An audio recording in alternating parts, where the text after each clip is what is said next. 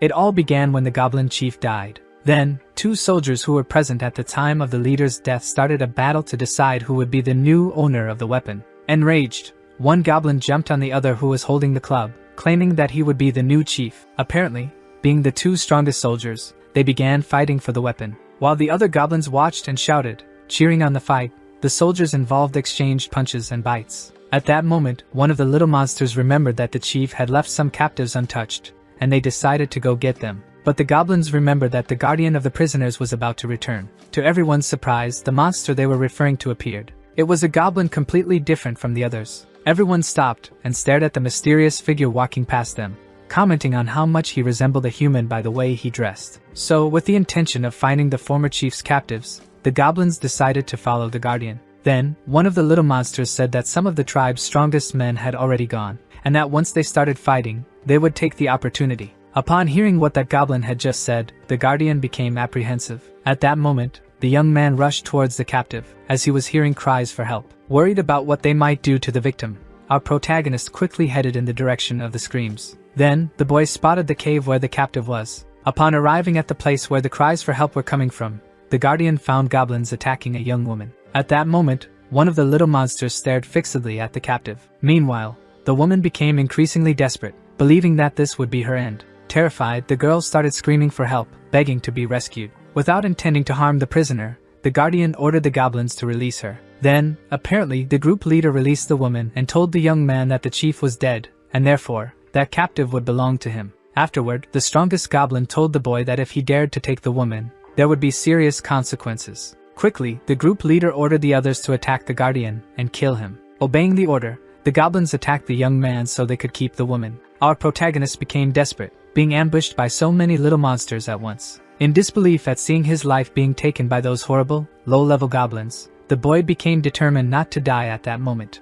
More and more, the will to live overtook the young man. Then, something unexpected happened. Surprisingly, our protagonist drew a knife and finished off one of the attackers, leaving the others frightened. Then, the guardian showed the group that he was determined to fight for his life and would not be defeated easily. Upon seeing the young man with a knife, the little monster panicked. Fleeing the scene in terror, one of the goblins shouted to the leader to run, because the guardian had a weapon. Exhausted after managing to survive, the boy frightened the attackers. At that moment, the young woman, who was about to become a hostage of those horrible goblins, thanked her hero, who seemed very tired from the battle. But it seemed that the guardian was too weak, and the girl begged him not to die so that he could protect her. After the girl's words, our protagonist, who had once been human, began to reflect, and a screen appeared before his eyes, informing him that the system was starting. Then, we discovered that the name of our protagonist is Lin Tian, and that he reincarnated as a goblin with a system after being run over by a truck. However, the screen that the young man could see only showed him some statistics,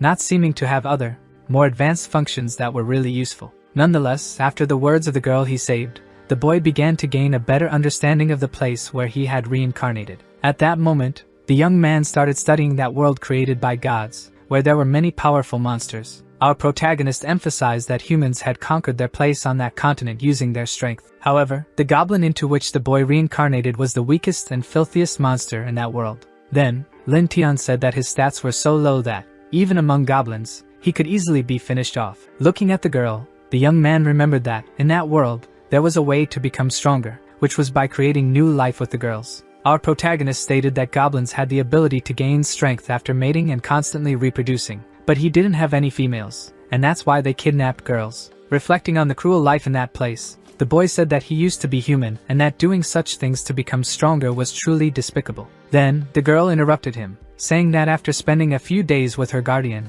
she finally understood that he was different and that she didn't want to live with those goblins. Lin Tian is once again surprised by the girl. At this moment, the girl tells the boy that when the night order comes to rescue her, she will tell them that he saved her, and they will let the boy live in the village. Then, something seems to frighten Lin Tian. Our protagonist says that the goblins have returned to capture the girl. So, the boy asks the girl to hide. Once again, saving his protege, our boy prepares to defend her. As expected, a horrible goblin, desperate to become stronger, arrives screaming as if it had drunk spoiled milk and needed to go to the bathroom. Lin Tian shows determination not to let the girl be taken. Quickly, the boy strikes the goblin with a knife. Afterward, our protagonist informs the girl that the humans had arrived to rescue her, making her happy. Convinced that it was the sacred order, the girl runs towards her rescuers. Then, Lin Tian suddenly stops upon seeing something unusual. Our boy comes across a very powerful human defeating several goblins with a single blow. Lin Tian is amazed to witness someone so strong in that world.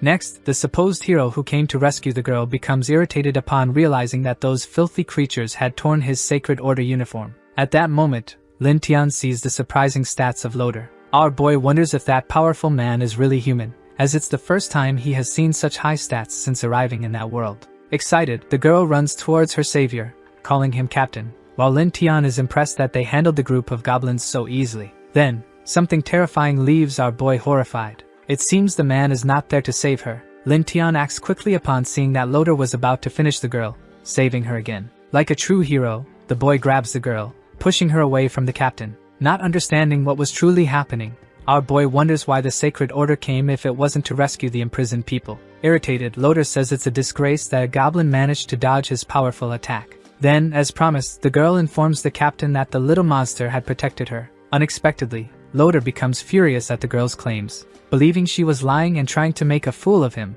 deciding to finish her off. In disbelief, Lin Tian runs to save her once again. Annoyed, our protagonist tells the girl that she must leave the place and shows her a safe path. Without assessing the risks, Lin Tian decides to attack Loder with just a club. Then, a light appears coming from the darkness of the cave. Our boy stands still with wide open eyes. A woman arrives, asking Loder to wait, while Lin Tian appears protected by a magical shield. Then, a very powerful mage appears with an army of knights right behind her, telling the captain that the goblins seemed a little strange. Next, the prisoner kneels before the woman, calling her holy maiden and asking for her protection. Desperate, the girl begs the mage to save her. Then, the holy maiden asks Lin Tian if he understands her words. Hopeful, our boy finds himself before Freya, the temple's spokesperson so often talked about, and believes this is his only chance to leave that place. Then, the boy responds to the holy maiden that he understands her. Confident that he would be saved, our boy tells the mage that he wasn't a monster from that world and that he used to be human,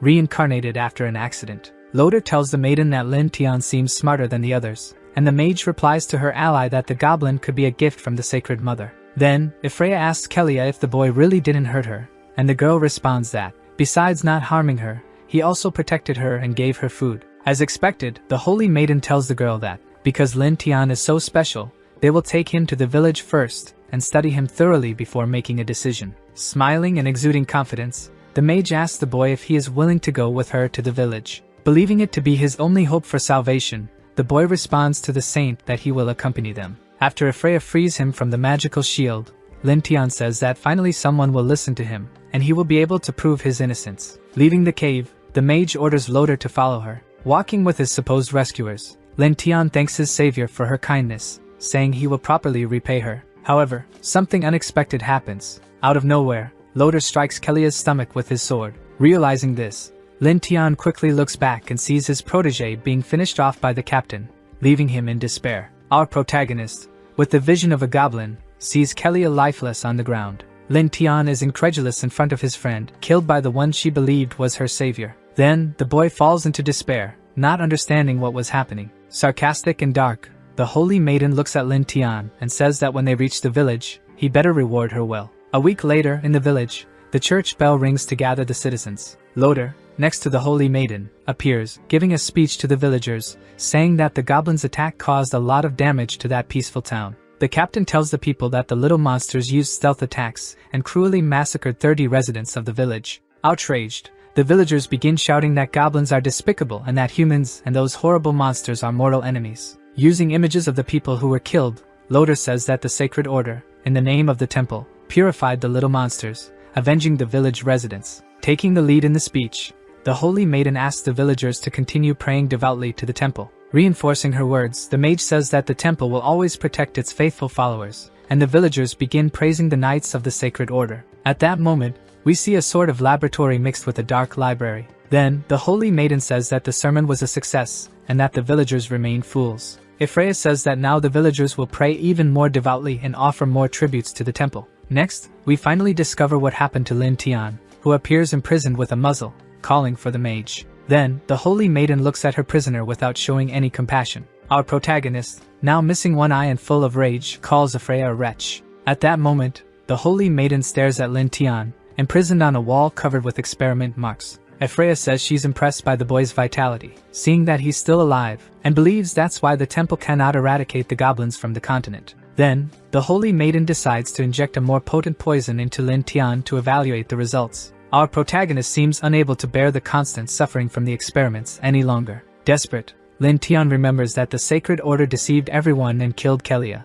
and he asks the Holy Maiden if that was what human justice meant. Then, the boy is suddenly struck by a branch to his chin. Furious with Lin Tian's allegations, the Holy Maiden says it's strange for such a weak and despicable creature to dare question human justice. Then, Ephraia, showing her true nature, says that goblins are nothing more than insects on that continent, and just the fact that she's speaking to him is already a great favor. Casting a spell on Lin Tian, the Holy Maiden says he should show gratitude and use his little body to contribute to human experiments and the Sacred Order. Then, the Holy Maiden creates a magic circle that begins draining the boy's energy. Lin seems almost powerless to resist that torture. Our protagonist begins to blame himself for maintaining his human compassion, even after reincarnating from a human into a low-level goblin, believing that people would be just. Tian recalls that after being taken to the village, Loder and Ephraia tortured him and conducted various experiments on his body, ignoring every word he said. Unfortunately, after so much torture, the boy couldn't resist any longer and was finished off by the sadistic Holy Maiden. Crossing over after death, Lin Tian says that if he could try again, he would never trust humans, and if possible, he would crush their bones. Then, something unexpected happens as the boy thinks about what he would do if he could reincarnate again. At that moment, it seems Lin Tian has gone to a virtual world, and he wonders if he's still alive. To the boy's surprise, the Goblin life simulation system is activated and asks him if he wishes to reincarnate again. Trying to understand what was happening, Lin Tian concludes that this must be his personal system, and it only activates after his death. Our protagonist is incredulous to realize that he could reincarnate again, but that he would return to the beginning as a low-level goblin. Lin Tian asks the system what yes and no represent, and he is told that if he chooses no, he will be finished, and if he chooses yes, he can return to a week ago with his current memory. Then, finally, our boy understands that the chance he had been asking for was granted to him. Our protagonist becomes very enthusiastic, realizing that he can now take revenge on Loder and Ephraia. Lin Tian, ecstatic with thoughts of revenge, chooses the yes option. At that moment, the system initiates the Goblin life reboot process. Our boy, furious at having been betrayed by humans, is truly determined to return and take his revenge. In addition to reincarnating, Lin Tian is also informed that the system has slightly strengthened him. Then, the boy is pleased and says that even if the strengthening is small, it's better than nothing. Next, the system informs Lin that the danger is not over and that the Sacred Order is about to catch up to him. If he dies again, it will not be possible to resurrect. Tian asks the system what it can do, and he is informed that it is possible to simulate future event predictions with different outcomes every 24 hours. Our boy grows more enthusiastic upon learning that each simulation grants him points that he can exchange for items, and that he will be able to see the future. Without wasting any time, Lin Tian asks the system to start the life simulation immediately. Obeying the boy's request, the system begins offering him some simulation options to escape from the cave. If Lin Tian chooses the first one, he should warn the other goblins and join forces to fight Loder and his men,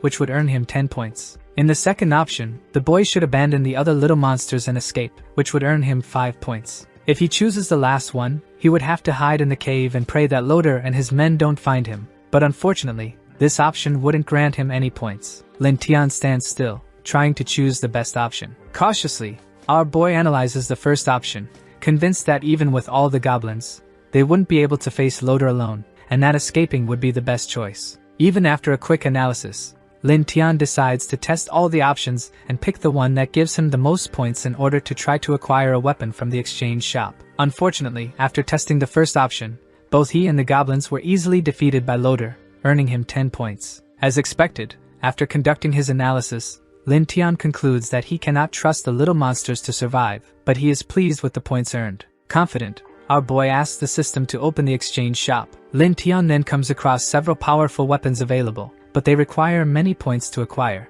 Then, the boy spots a light and fast elven dagger, which costs exactly the 10 points he earned from the simulation. Lin Tian decides to acquire the weapon, which gives him 10% speed and 15% strength, and says that the dagger is very sharp and, by hitting an enemy's vital point, could be fatal. Concerned about his friend, our boy asks the system why he didn't see Kelia in the simulation and asks where the girl went. He is then informed that after his reincarnation, some details of the timeline changed, and in this new life, the girl wasn't captured by the goblins and lives happily in the village. Lin Tian seems very surprised by this information. Our protagonist is genuinely happy after learning that his friend is safe. Content that Kelia is alive and out of danger. The boy says that he has fulfilled his promise and will now focus on his other concerns. Analyzing the best path, Lin Tian runs toward the cave's exit, affirming that it's the best option because the weakest guards are there. One of the soldiers standing guard outside was talking about how much he hated goblins, while the other asked for patience, saying it was an easy job. At that moment,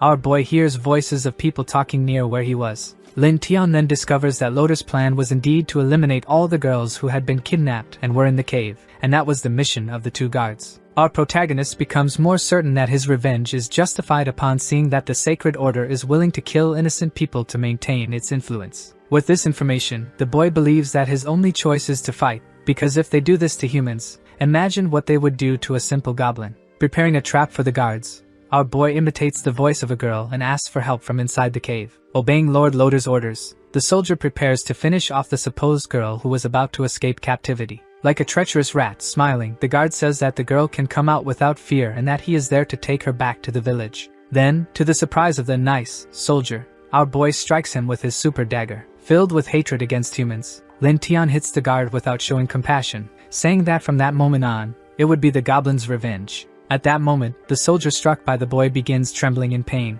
Then the other guard moves toward his companion, asking why he was taking so long, without realizing what had actually happened. Smiling and determined to continue his revenge, Lin Tian feels enthusiastic seeing that the plan is working. Quickly, our boy moves towards the other guard with his super sharp dagger, leaving him desperate, not understanding what is happening. Then Lin Tian strikes the soldier in the face with his hand, causing him to fall to the ground. With great agility and filled with rage, the boy jumps on the guard, attacking him. As Lin Tian had imagined, the dagger is really very sharp, and the boy manages to make a deep cut on the soldier while attacking him. The injured guard then falls to the ground in despair. Believing it to be the end, the soldier asks Lin Tian if he can speak the human language. At that moment, the guard pleads for mercy and asks the boy not to kill him. Trying to win Lin's compassion, the soldier decides to test the boy's emotions by showing a picture of his family, saying they are waiting for him at home. Realizing that the boy hesitated in killing him and that he understood his language, the guard says that Tian is very intelligent and that he was just following the Sacred Order's commands. The soldier then tries to gain the boy's trust by saying he would give him gold and fresh, young women, all while planning to draw his weapon and attack. Thinking Lin Tian was distracted by his promises, the guard, like a treacherous rat, attacks the boy, calling him a stupid beast. However, to the soldier's surprise, something unexpected happens. Using all his agility and his powerful dagger, Lin Tian strikes the treacherous rat before he could even reach him. Then the boy begins the first part of his revenge. Our protagonist is truly determined to take full advantage of his last chance at reincarnation in that world where humans betrayed him. Lin Tian is becoming more confident that his revenge will succeed. Next, the boy hears Loder's voice nearby, believing the captain is coming to capture him. The boy then starts putting his plan into action and decides to take the guard's clothes. Leaving the scene, holding the soldier's outfit in his hand, Lin Tian says that soon he will find Loder and Ephraia. At that moment, the captain and the holy maiden arrive at the place where the guards were defeated by the boy. Loder wonders if it's possible that the goblins killed those soldiers. Ephraia believes that a little monster capable of defeating two guards might be a mutant. Then the captain replies to his ally that if this is true and the information spreads throughout the village, the consequences could be catastrophic. Stepping on the guard, Loder shows his fury, saying that he is useless for failing to defeat a single goblin. Meanwhile, the sadistic Ephraia becomes excited, imagining that it could be a mutant little monster, saying it will be very fun. With a dark look and seemingly excited by the idea of it being a different goblin, the holy maiden says that if they manage to capture him, she will have a lot of fun with it. At this moment, we see the forest where our boy managed to escape. Lin Tian feels relieved, seeing that finally his plan is working, and he managed to escape from that cave. While eating, the boy says he will deal with his enemies the goblin way, using ferocity to strengthen his stats and increase his influence. With a dark look and filled with rage, Lin says that in this life he will make every man's only desire be death, and every woman will desire him and cry at his feet. Observing the bushes moving, our boy wonders if Loder and his group haven't given up on capturing him at that moment. Then Lin Tian sees a hooded figure emerging from behind the bushes. Quickly, the boy attacks the intruder to avoid giving him a chance to counterattack. Startled by the boy, the person stumbles over a rock. Lin Tian is surprised to see that it's a goblin. Our protagonist cannot believe what he's witnessing. Lin Tian becomes even more incredulous to see that this goblin could speak and express itself like him. The boy then decides not to lower his guard, as it's an intruder who is hiding. Then something surprises our boy even more. Lin Tian wonders why that goblin has feminine features, given that there are only males, and that's why they can only reproduce with other species. Frightened by the boy, the female goblin pleads for him not to hurt her, saying she was only there to fetch water, which makes the boy suspicious. Our protagonist begins to wonder how it's possible for a little monster to speak complete sentences. At that moment, Lin Tian views the status of that strange girl and sees that if a male mates with a female of the same species, he will become a goblin god. The boy is amazed to realize that if he mates with that girl, it would be the perfect opportunity to become strong enough to face his enemies. Desperate and fearing for her life, the girl tells Lin Tian that she was sent by her boss to fetch water, and if she doesn't return with what he asked for, she will be beaten until she is killed. Next, the girl is surprised to see that a goblin is talking to her and calming her down. Lin Tian tells the girl that if she keeps crying, she will attract Loder and his group to them. At that moment, the astonished girl asks the boy if he can speak like her, and the boy replies that he can. Then Lin Tian recalls that goblins don't speak coherently, which is why that girl didn't talk much with the members of her tribe. Grateful, the girl tells the boy that he is very kind and that the little monsters usually hit and insult her, and she asks if the boy wants to go with her to the village. Once again, Lin Tian sees another opportunity to strengthen himself. Our protagonist is excited by the information and asks the girl if there really is a goblin tribe near where they are. Cautious, Lin Tian is unsure if Loder and his group are still following him, and prioritizing finding a safe place, he believes it's not the best time. So, continuing with his revenge plan and seeking to grow stronger, our boy tells the girl that he will accompany her to her goblin village. Focused on his goals, the boy says he was worried about where he could find subordinates to recruit and asks the girl to take him to her tribe. At that moment, we see the village the girl had mentioned. Upon seeing a stranger approaching, the goblins become curious, watching from a distance. Then, irrationally, the little monsters start mocking Lin Tian's clothes for being dressed like a human and call him a strange creature. Lin Tian sees a good opportunity to start his revenge plans with that tribe. Determined to gain the goblins' trust, our boy says he is there to join them and asks to speak with the leader. Next, the little monsters mock Lin Tian, saying that the chief isn't someone he can just meet whenever he wants. Annoyed, the boy's new friend yells at the goblins, saying that the boy isn't a bad person and asks them not to act rashly. At that moment, someone asks why the whole tribe is gathered in one place making all that noise. Lin Tian becomes excited when he sees that the goblin chief has finally appeared.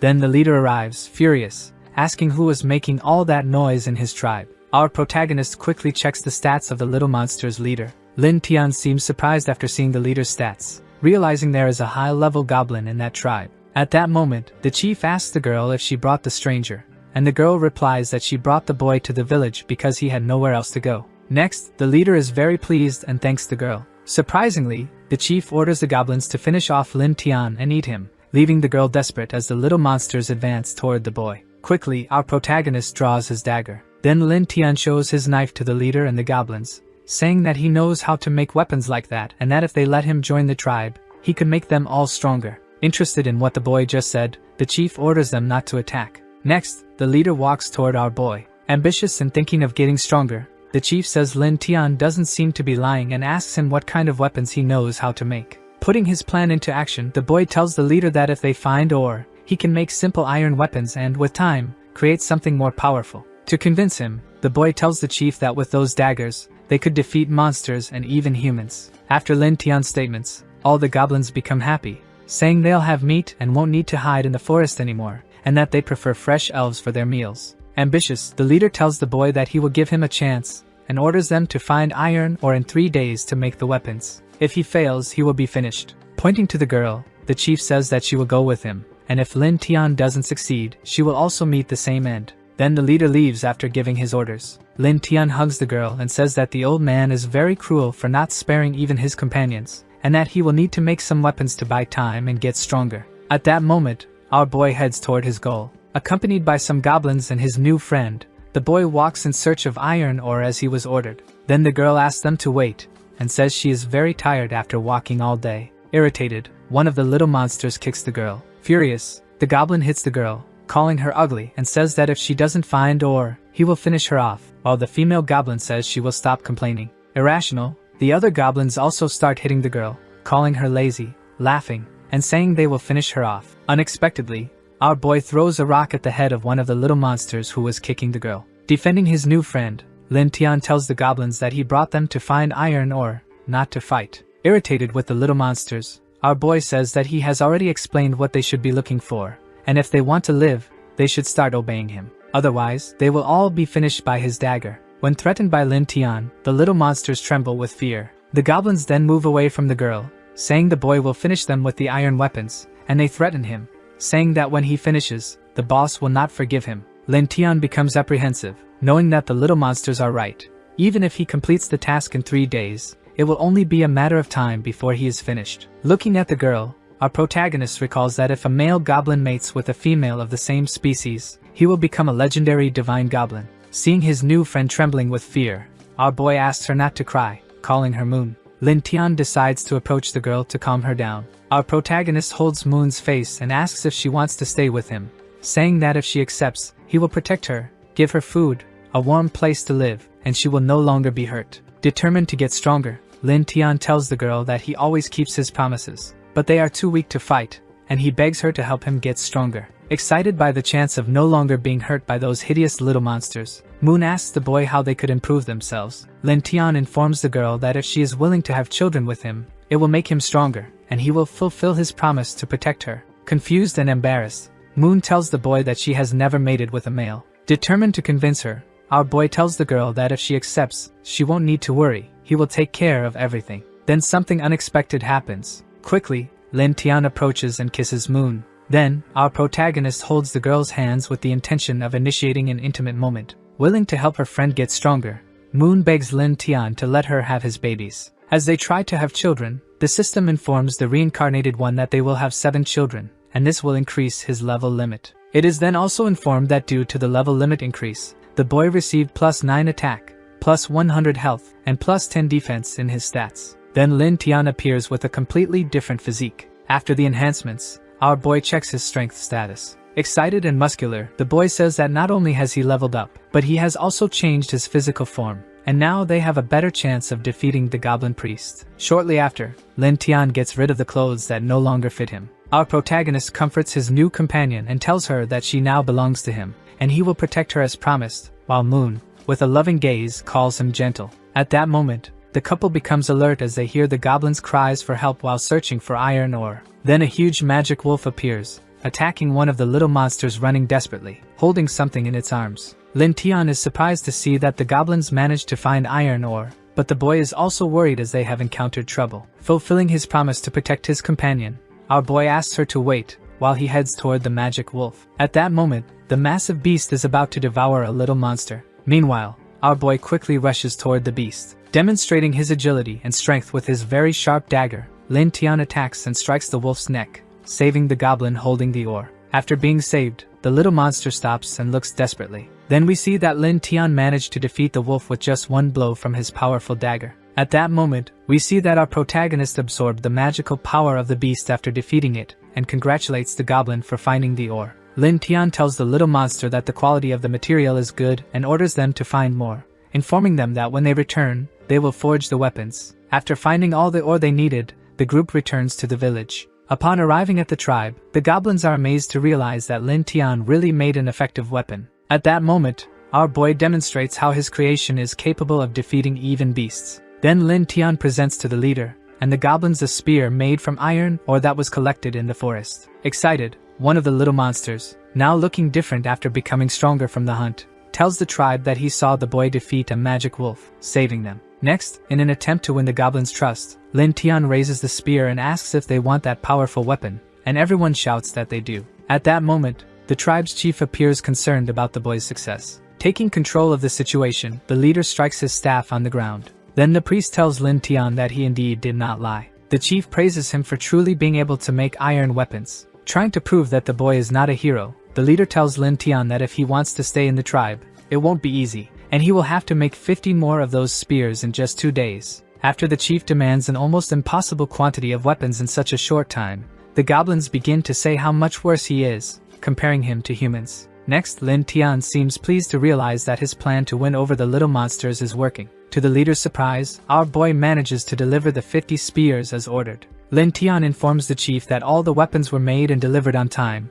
while the goblins celebrate the boy's success. Apparently happy to see that the boy completed the nearly impossible mission, the leader praises him again. Then the priest tells the goblins that everyone will eat meat to celebrate Lin Tian's entry into the tribe, making the little monsters ecstatic. Everything was going according to the boy's plan. Everyone was happy to be able to savor an abundance of meat. At that moment, Lua hands a piece of roasted meat to Lin Tian, saying that it is especially for him and that it was an offering from the priest himself. So, our boy accepts and begins to enjoy the gift from the tribe's leader. However, something seems to go wrong, and the boy starts to feel unwell. Worried, Lua asks Lin Tian if he is okay as the boy chokes after eating the meat. Quickly, the tribe's chief approaches the pair, leaving the girl terrified. The treacherous leader arrives, calling Lin Tian stupid for trusting him and saying that he noticed the boy was ambitious and that challenging his authority would only lead to death. Next, the chief puts his hand on Lua's head. Holding the girl and believing Lin Tian was too weak to defend her, the priest asks the boy if he really cares about that female.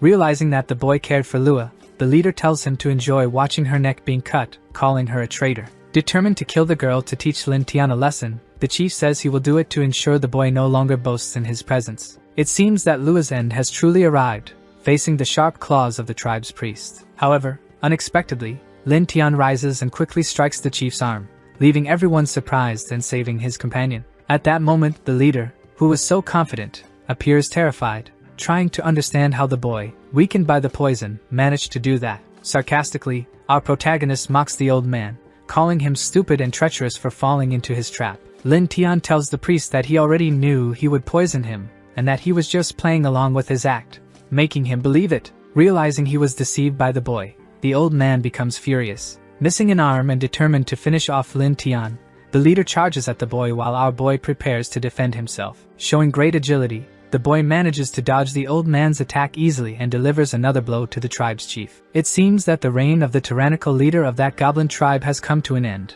and Lin Tian, with his super sharp dagger, will be his executioner. Then, after dodging the old man's attack, our boy counterattacks, cutting off the treacherous rat's head. And so, the tyranny of that old goblin comes to an end. Witnessing their leader being decapitated, all the little monsters become desperate, unsure of what will happen next. Then Lin Tian approaches the goblins, who grow more and more frightened, and says something important. Our protagonist tells the little monsters that from that moment on, he will be the new leader of that tribe. Lin Tian informs the goblins that he will lead them to attack the elves and humans. Raising his powerful dagger, our boy tells the little monsters that they will always have meat under his leadership. Then, the goblins become ecstatic with the promises of their new chief and begin to cheer for him. Finally, Lin Tian points to the old man's body and offers it to his soldiers as a celebration gift. Quickly, the little monsters begin to die while running toward the treacherous deceased. Irrational and hungry, the goblins devour the body of the former cruel leader. Determined, Lin Tian says that conquering the tribe of little monsters was just the beginning of his revenge.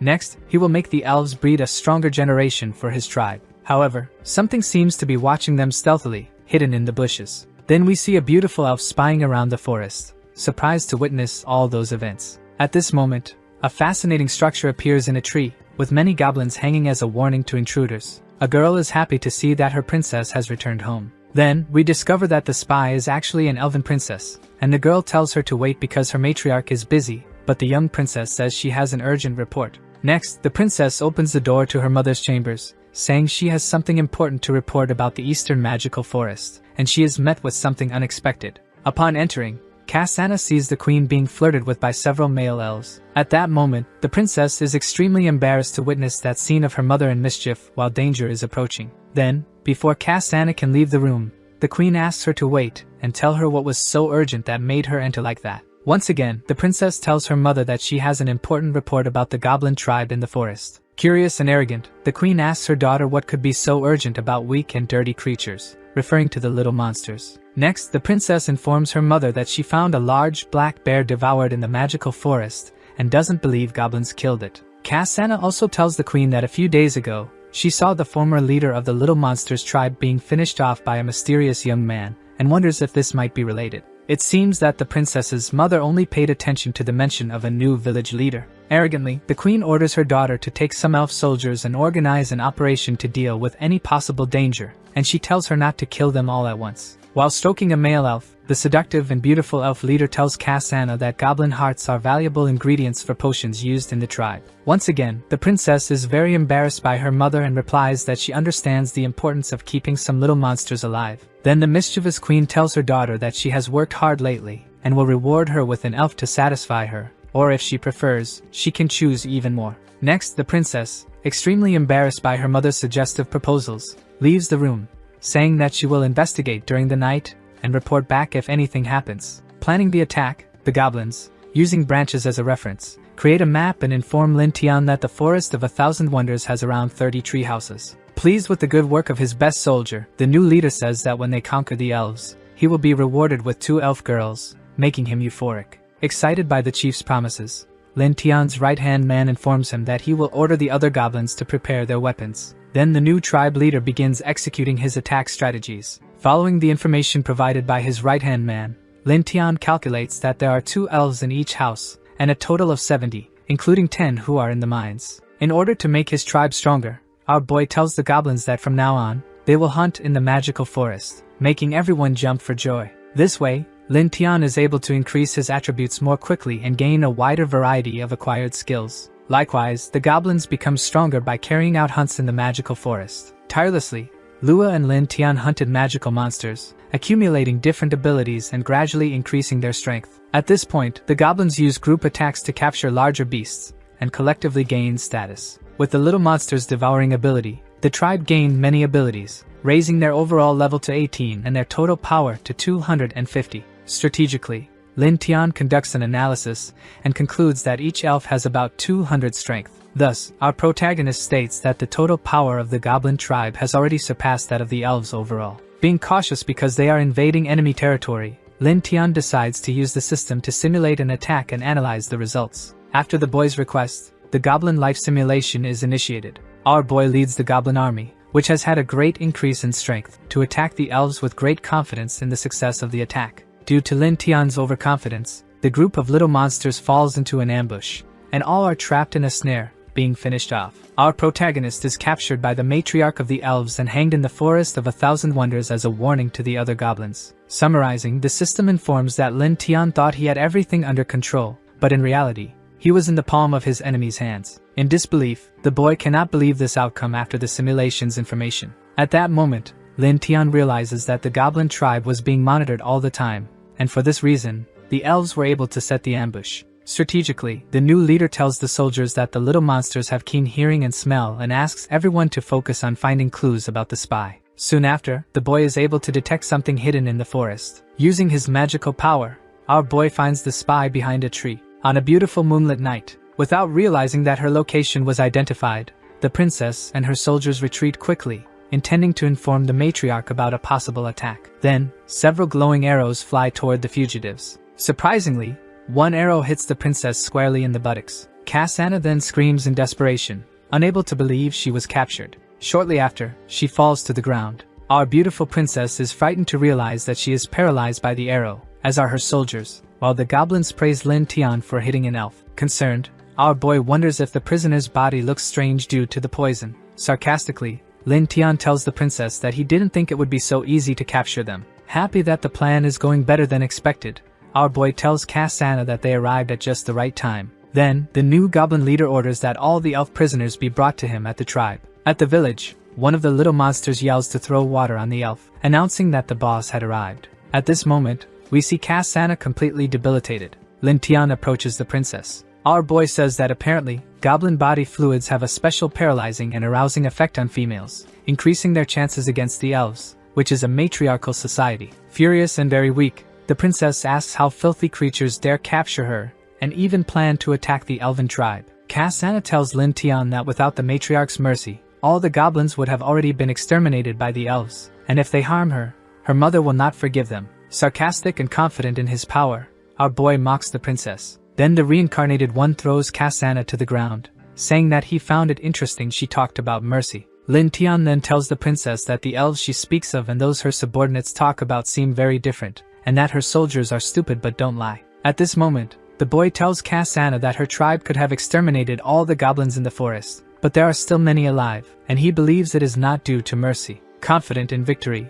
Lin Tian tells the princess that she doesn't need to say anything else because tonight he will lead the Goblin tribe to the Elves to discover the truth. Our protagonist tells the soldiers they can divide the 2 prisoners that were finished off and devour their abilities. Then, the leader of the little monsters looks at the princess and says what he intends to do with her. Not imagining what was about to happen, Cassandra becomes desperate, begging for mercy, but she will be the next to be subdued by the future Goblin god. After playing with the princess, Lin Tian's stats increase, granting him new abilities. Back at the Elven tribe, it seems that the matriarch is insatiable, and her subjects beg for rest, saying they can no longer satisfy her due to the tonic running out. Then, the mischievous queen says they should have captured more goblins the last time they went hunting. At that moment, the subjects appear exhausted from having to satisfy the matriarch's desires, while she asks another elf about Cassandra, and he informs her that she has not yet returned. The same soldier asks the tribe's mother if she wants them to search for her daughter and take the opportunity to finish off some goblins, increasing the warriors' levels. Concerned, the matriarch agrees with her subordinate, saying that he will take some soldiers to support Cassandra against the little monster's tribe. Then, someone arrives saying the queen's daughter will not return, leaving her terrified without knowing who it is. At that moment, in the darkness, Lin Tian appears, shooting arrows toward the queen. The matriarch's soldier is struck directly in the forehead. Desperate, the queen manages to catch the arrow before it hits her. Accompanied by his loyal soldiers, Lin Tian tells the queen that he captured her daughter, and that soon Cassandra will bear his children. Sarcastic, our boy tells the matriarch that now they will be family. Brave, the queen seems unwilling to surrender easily, and decides to grab a sword. In an attempt to defend her people, the matriarch asks Lin Tian what he did to her daughter. Then the boy mocks the queen once again. Enraged, the matriarch moves toward the boy, stating that she will finish him off. Effortlessly dodging the attack of the shameless queen, Lin Tian informs her that the elf tribe is already surrounded and that if she surrenders, she might be treated well. Then, the beautiful elven matriarch is paralyzed by the goblin's poison. Lin Tian informs the queen that the arrow that hit her was coated with the little monster's fluid, which causes paralysis in elves, advising her to stay still. At that moment, the lustful matriarch realizes she was easily captured. Lin Tian tells the queen that he heard her talk about upgrade tools and excitement tonics, discovering that this was the purpose of the goblins for the elves. Facing the blade of her future master, the matriarch believes she is now before the new leader of the little monster's tribe, as mentioned by Cassandra, whom she had dismissed. Next, the queen is frightened by the sounds of cries for help outside her treehouse, and Lin Tian tells her that the time to decide is running out. Then the boy leads the mother of the tribe to the window, showing her that he is not joking, and tells the matriarch that this is the time for them to discuss cooperation. At that moment, the queen is incredulous at what is happening outside her chambers. The elves begin screaming, pleading with the mother of the tribe to save them, saying they don't want to be taken by the goblins, leaving the matriarch increasingly desperate. Furious, the queen asks Lin Tian what he has done to her village,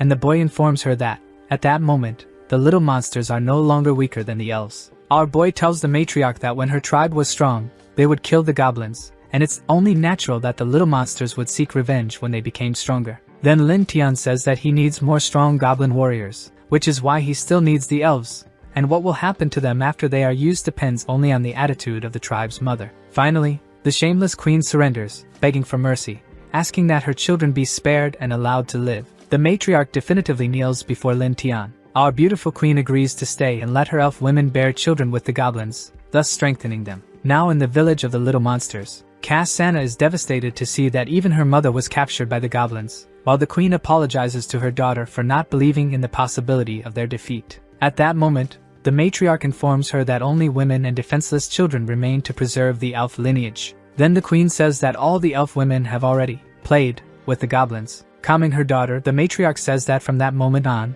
they can only survive within the tribe of little monsters. Being reasonable, Lin Tian informs the queen and her daughter that he will take care of everyone, providing 3 meals a day. But if they have bad intentions, they should not blame him for being cruel and finishing them off. Thinking about the well-being of her tribe, the matriarch responds that she understands the message. Next, the queen tells Lin Tian that she has a request to make, saying that all of them are her children, and asking the boy if she could take care of them. At that moment, Lua appears, struggling to care for so many elf and goblin children. Lin Tian understands that the matriarch behaves this way due to the infinite maternal love attribute that elves possess. Lua calls the tribe leader, saying she cannot take care of all those children alone. Then Lin Tian decides to grant the matriarch's request and lets her care for the elf children, knowing that those babies would bring considerable strength to the tribe in the future. Aiming to strengthen himself, our boy uses the system to view the status. Analyzing the statistics, Lin Tian wonders if his qualification has already been unlocked to the highest level because recently the values he obtained were converted into attributes. At that moment, our boy concludes that now he only needs to continue having children to directly increase his power. Looking at his tribe and seeing that everything is going as planned, Lin Tian is certain that his current strength is already enough to finally defeat Loder. Gradually, more elf babies with goblin-like appearances are being born. However, the elf women feel disgusted after the birth of their children, asking for those terrifying little monsters to be taken away from them. Our protagonist asks Lua how many babies have been born so far, and the girl responds that it's between 30 and 40. Then Cassandra appears, desperate and in great pain. Lin Tian seems concerned because the princess is pregnant with his child. Quickly, our boy approaches the girl who screams in pain from childbirth while the queen tries to help her daughter, begging the princess not to give up. Desperate and fearing for the life of her firstborn, the matriarch pleads with Lin Tian to help the girl give birth, as this is her first time having a baby. With the intention of helping and also concerned for the well-being of the princess and her child, the boy asks Lua to open the princess's legs. Seeing that the boy was about to help her daughter stop suffering, the matriarch asks him if he really knows how to deliver a baby, and he replies that he knows enough. However, Cassandra, not believing that Lin Tian is capable of helping her, says she doesn't want him to touch her. Then our protagonist, irritated with the girl, orders her to shut up, saying that the children are his too. Finally, the boy successfully delivers the baby, informing them that the princess is fine. After helping with the birth of the babies, Lua praises Lin Tian for being incredible and saving Kasana's life, but the boy humbly says it was no big deal. Then something catches the couple's attention as they hear screams coming from another cage. Lin Tian finds the goblins in a frenzy over an elf who was asking for help because she had just given birth. At that moment, something unexpected happens. Holding his dagger and accompanied by the matriarch, Lin Tian quickly goes to the cage where the goblins were trying to take the elf by force and orders them to stop. Our protagonist says they must wait until the females fully recover.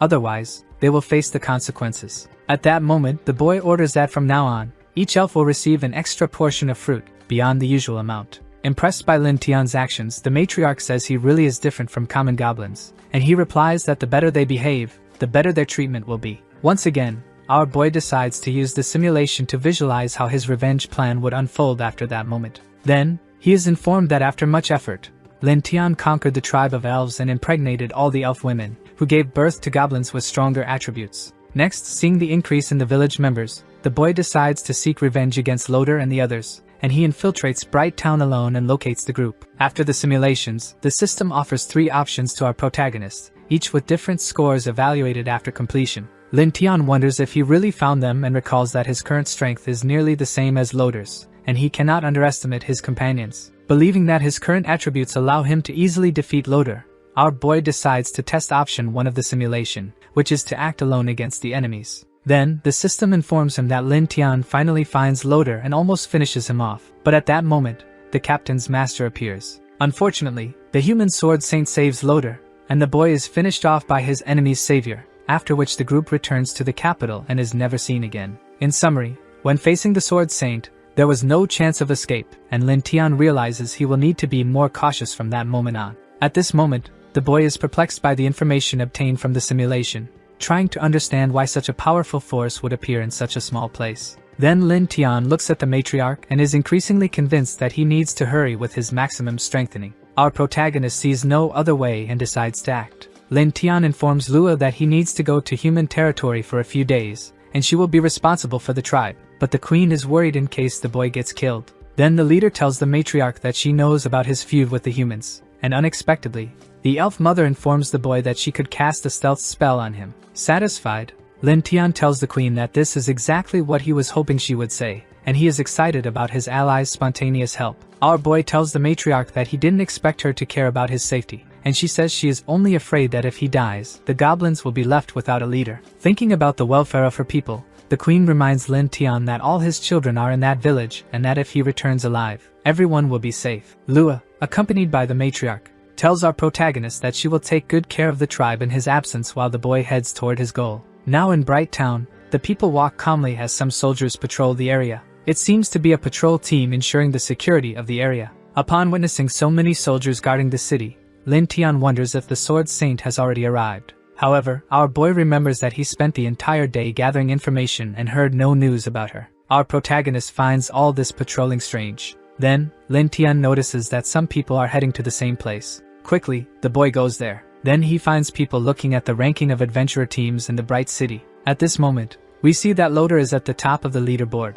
Lin Tian wonders if Lord Loder has progressed in strength to be ranked first among adventurers. Our protagonist sees that he needs to hurry and find more clues. Otherwise, his revenge plan will fail. While passing by a tavern, the boy hears someone saying that everyone can drink on him, and that they will drink until they can't anymore. Then something catches the boy's attention, and he stops quickly, recognizing that voice. Satisfied for finally having found his target, our boy smiles. Upon entering the tavern, Lin Tian sees Loder drinking as if he had no worries. At this moment, one of Loder's companions begins praising him for, along with Freya, saving him from the four-armed monkey, and the woman emphasizes how incredible the captain is. Then, a member of the Bashi team tells the man that it's ridiculous to brag about something as small as such a weak little monster. Furious, Loder's companion orders the guy to leave and stop talking nonsense. Like two children, the Bashi member tells the man that even though he's on a hero team, he will still beat him up. Impatient, the tavern owner says that recently the dragons entered mating season and are capturing livestock,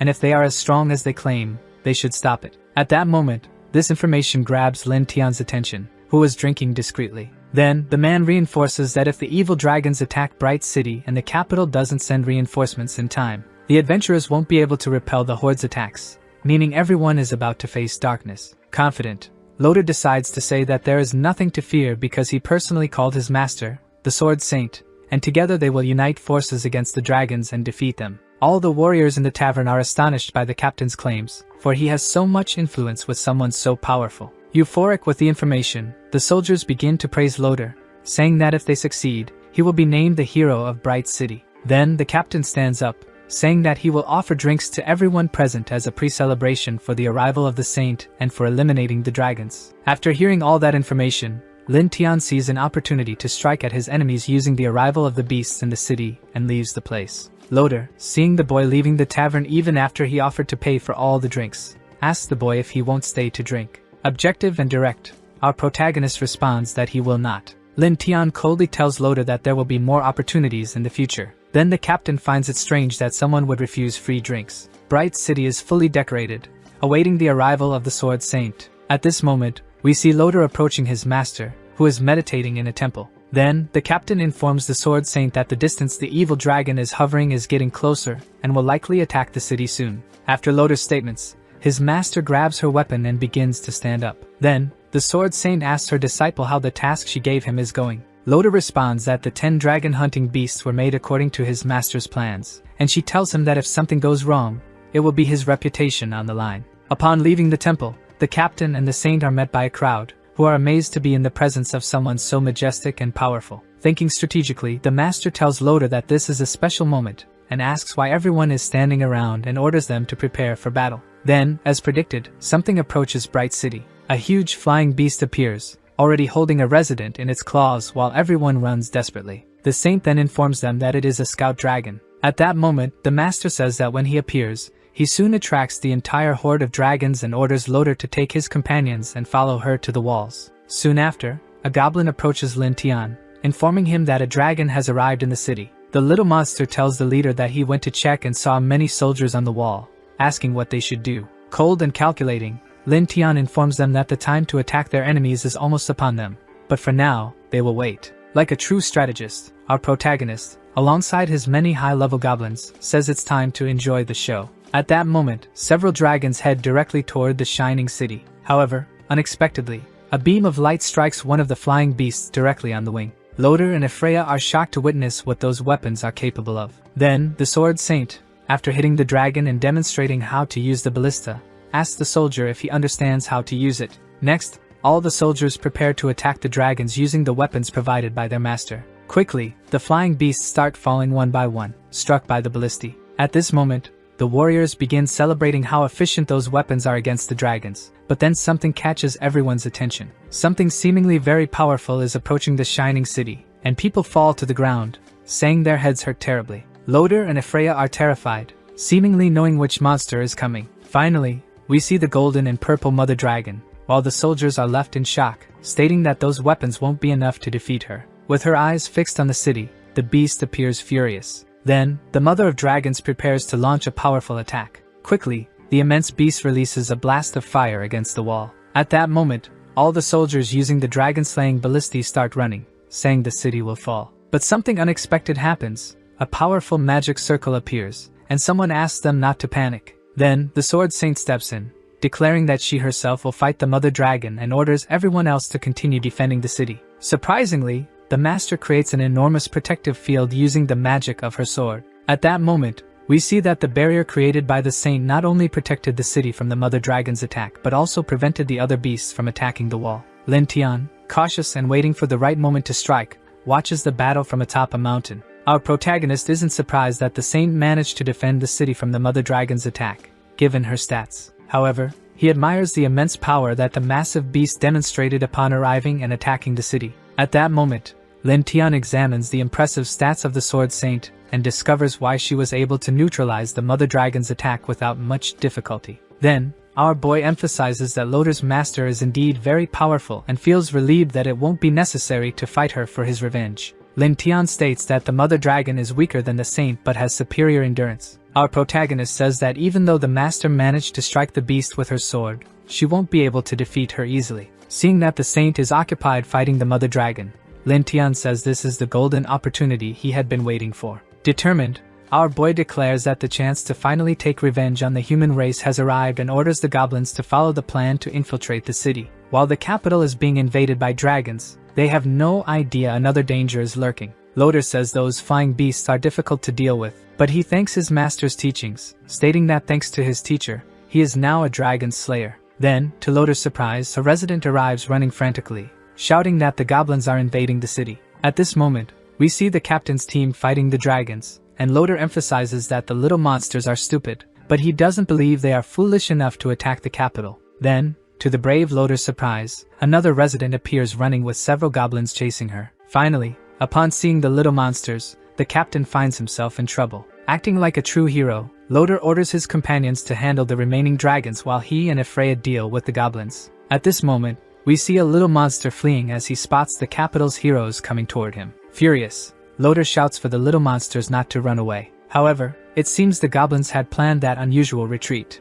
Then, finally, Loder and Ephraia are captured by the little monsters, following Lin Tian's plan. In an attempt to free them, the captain's companions shout that they are coming to save him, but they can't get close due to the number of goblins surrounding them. Unexpectedly, the vengeful Lin Tian arrives unnoticed in the middle of the battle. Loder tries to warn them of the danger approaching from behind, but before the warriors can defend themselves, Lin Tian swiftly finishes them off with his super sharp dagger. At that moment, Loder and the Sword Maiden are left in despair, witnessing a goblin defeat their companions with such agility. Sarcastically, our boy approaches the two prisoners, mocking them, saying he couldn't believe they were captured so easily. Brave and furious at seeing his warriors being defeated, Loder yells that he will finish off all the filthy goblins. However, Lin Tian kicks the captain, telling him to take a better look around and stop talking nonsense. Then, our boy orders the little monsters to take Loder and Ephraia through the sewers and out of the city, while the rest follow them to the walls to destroy the crossbowmen. In the midst of a battle against the Dragon Mother, the Sword Saint hears cries for help coming from the capital and can't believe the goblins are attacking at that moment. Next, that immense and dark beast mocks Loder's master, saying they are in trouble. At that moment, the Dragon Mother and the Sword Saint are engaged in an exhausting battle. Demonstrating her power and mocking the Queen of the Beasts, Loder's master asks if she's having difficulty and attacks her fiercely, putting her in danger. Dominating the battle, the Saint says the Dragon Mother is practically defeated and wonders if the warriors have already dealt with the dragons and goblins. Then, a massive explosion occurs at the wall. All that chaos in the city catches the attention of the Saint, and the Dragon Mother, who is about to be defeated, says the little monsters arrived at a good time. Noticing that the savior of Bright Town is distracted, the Queen of the Dragons quickly flees. As she escapes, the Mother of the Beasts tells the Saint that when she recovers, she won't forgive her, leaving the powerful warrior furious for allowing that enormous beast to escape. Filled with anger for not being able to finish off the Dragon Queen, the savior of Bright Town says that sooner or later, she will go to the Dragon Island and eliminate them all.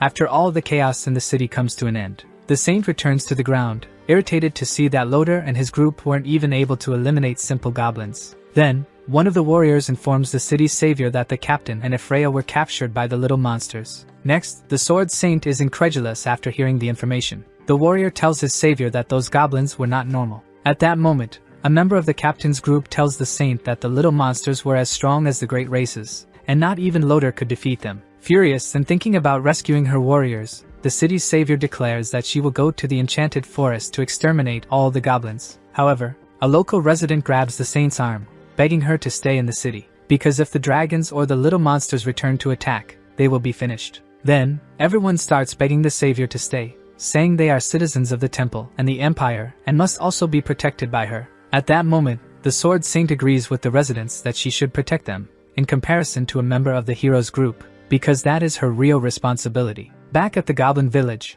everyone starts celebrating upon seeing that the tribe's leader has returned. The little monsters of the tribe are astonished to see that Lin Tian has returned with human prisoners. Without mercy, the holy maiden is thrown to the ground. At that moment, one of Lin Tian's soldiers orders the prisoners not to cause any trouble. Loder is surprised to see that the goblins had captured several elves. Meanwhile, Ephraia comments that she believes there is a hero in that tribe. Loder asks his companion if she has already recovered, and the girl responds that the poison in her body is strong, but her sacred constitution will soon be complete. Upon hearing Ephraia talk about her powers, Lin Tian sneaks up, mocking the girl, saying he didn't imagine she could recover so quickly. At that moment, the girl enters a state of despair, asking our boy how he knows her name and what his intentions are in capturing them. With a dark look, Lin Tian approaches the holy maiden. With deep hatred in his heart, our protagonist digs his claws into the girl's thigh. Next, Ephraia screams desperately in pain while Loder watches helplessly. Then the captain yells at Lin Tian to stop torturing his companion.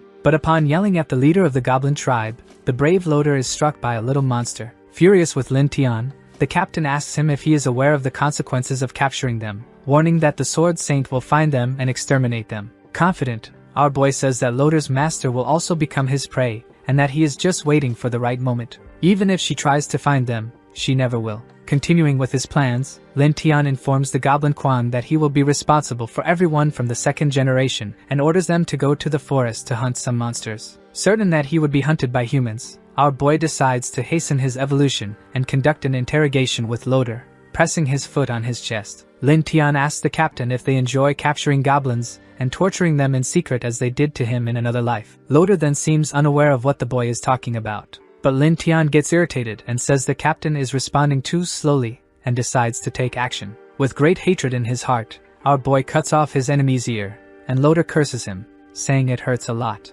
Consumed by rage, the captain tells Lin Tian that everything they do is to protect the human race and that their duty is to exterminate goblins, which are cursed creatures. Sarcastically, the boy mocks Loder's statements, saying they probably hunt the little monsters to increase the hero group's stats. Demonstrating that he knows them well, Lin Tian says that finishing off prisoners along with the monsters is easier than saving them, and he asks how many humans have already died because of this so-called justice. At that moment, Loder seems truly surprised by the boy's accusations. Ephraia, already very weakened, is also incredulous, wondering how a simple goblin knows so much about what they do. Completely consumed by hatred, Lin Tian tells the two of them that, unlike them, he doesn't need to pretend, and because he is an evil creature, he will teach his enemies a lesson. Practically powerless, Ephraia begs Loder to save her. At that moment, the girl starts pleading for mercy. Loder falls into despair as he watches his companion being tortured. Then Lin Tian tells the saintly maiden that at this moment he will return her own words to her,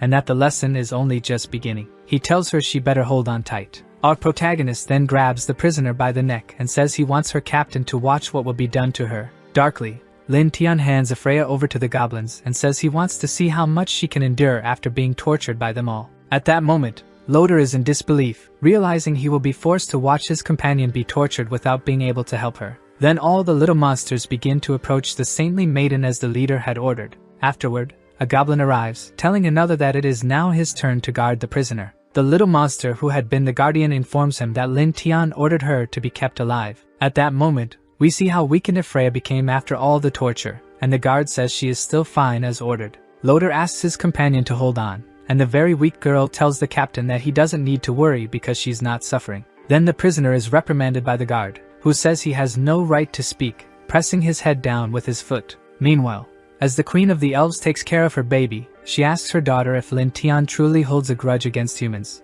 and the girl emphasizes that they are indeed in trouble. Upon hearing the elven mother's doubts, Lu arrives, informing her that the boy had already mentioned that he would take revenge on humans, and for this reason, he likely does hold a grudge. Fascinated by Lin Tian, the queen of the elves highlights how determined he is and that he never lets an offense go unanswered, which is why he is the most special goblin she has ever seen.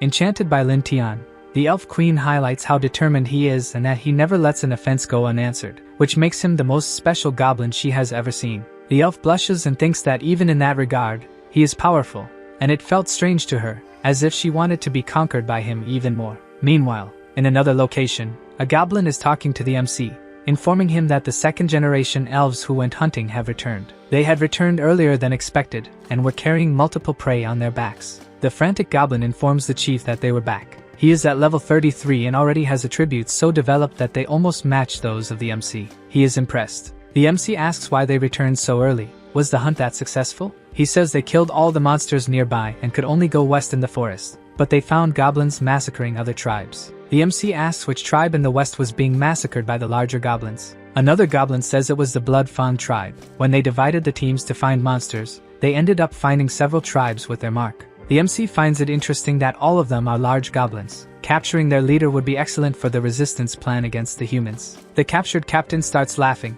calling them fools. Did they still dare to dream? They would be swiftly defeated by the knights. The MC turns and says that if he hadn't opened his mouth, he wouldn't have even remembered the existence of humans. The goblins approach the captain, but the MC says there was still another human there. The captain desperately asks what they were planning. A goblin is grabbing the human's face by the mouth, saying that finally, it was his turn, and the human's skin was too soft, making the captain desperate. Evelia is silent, forced to watch the entire scene. A few hours later, the captain is exhausted, lying face down, practically unconscious. Night falls, and a goblin asks Lin Tian if they are going to attack the big goblin's tribe, to which he confirms that they are, and that they will capture their leader. He even had a new name for the tribe, Sky Mad Tribe. The goblins start shouting and celebrating, calling him powerful. The tribe now has a name, and they start chanting it incessantly. An elf says they must be very strong since they defeated so many tribes. But the protagonist says not to worry because he has confidence. He still has a trump card he hasn't used yet.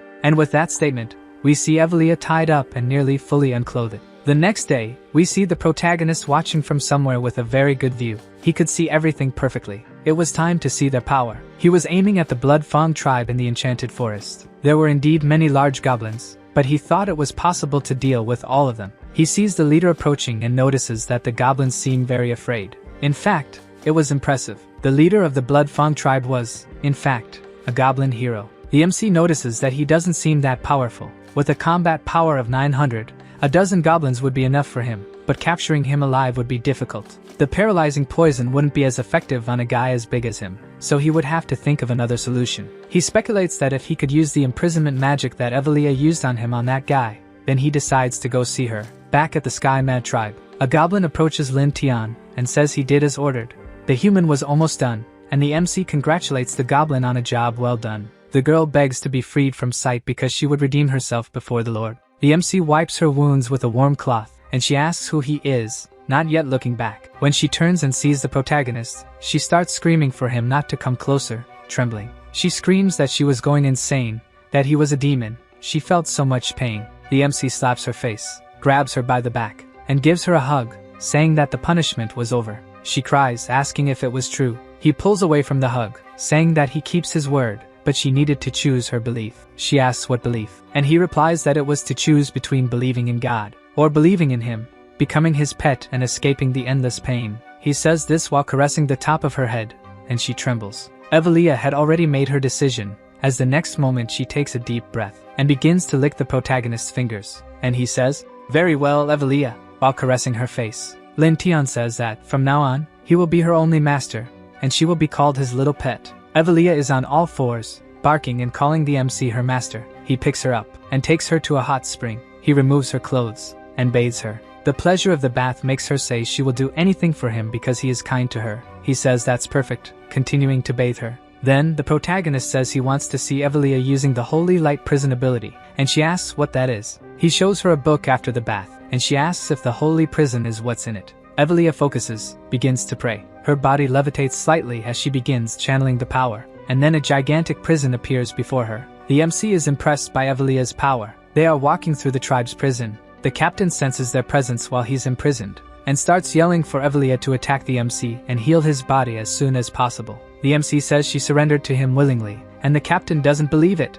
She was the daughter of the holy church leader and wouldn't give in so easily. The MC commands her to kneel and says she's doing all this of her own free will, and she obeys immediately, kneeling and smiling at him. The captain becomes desperate upon seeing this scene. He leans against the bars, grinning and drooling with rage, saying that his actions will make the goblin race disappear from the world. The sole purpose of the goblin race's existence was to be exterminated by humans. The Holy Church would eliminate them all. Lin Tian didn't expect this to be Evelia's identity, so he thanks the captain for this information and orders the goblins to give him plenty of trouble. He calls Evelia to leave. Now it was time to take care of other business. They are leaving, and the MC says they will take control of the Bloodfang tribe. Already at the place where the tribe is hiding, a goblin is talking to the chief, reporting that everything is ready, trembling with fear in front of the leader. The chief stands up, saying they will attack the tribe to the south. They will capture all the elves and have fun with them, and the goblins start to get excited, shouting about their chief's power. Someone yells for the chief, saying a goblin invaded the tribe and is looking for him. The chief turns,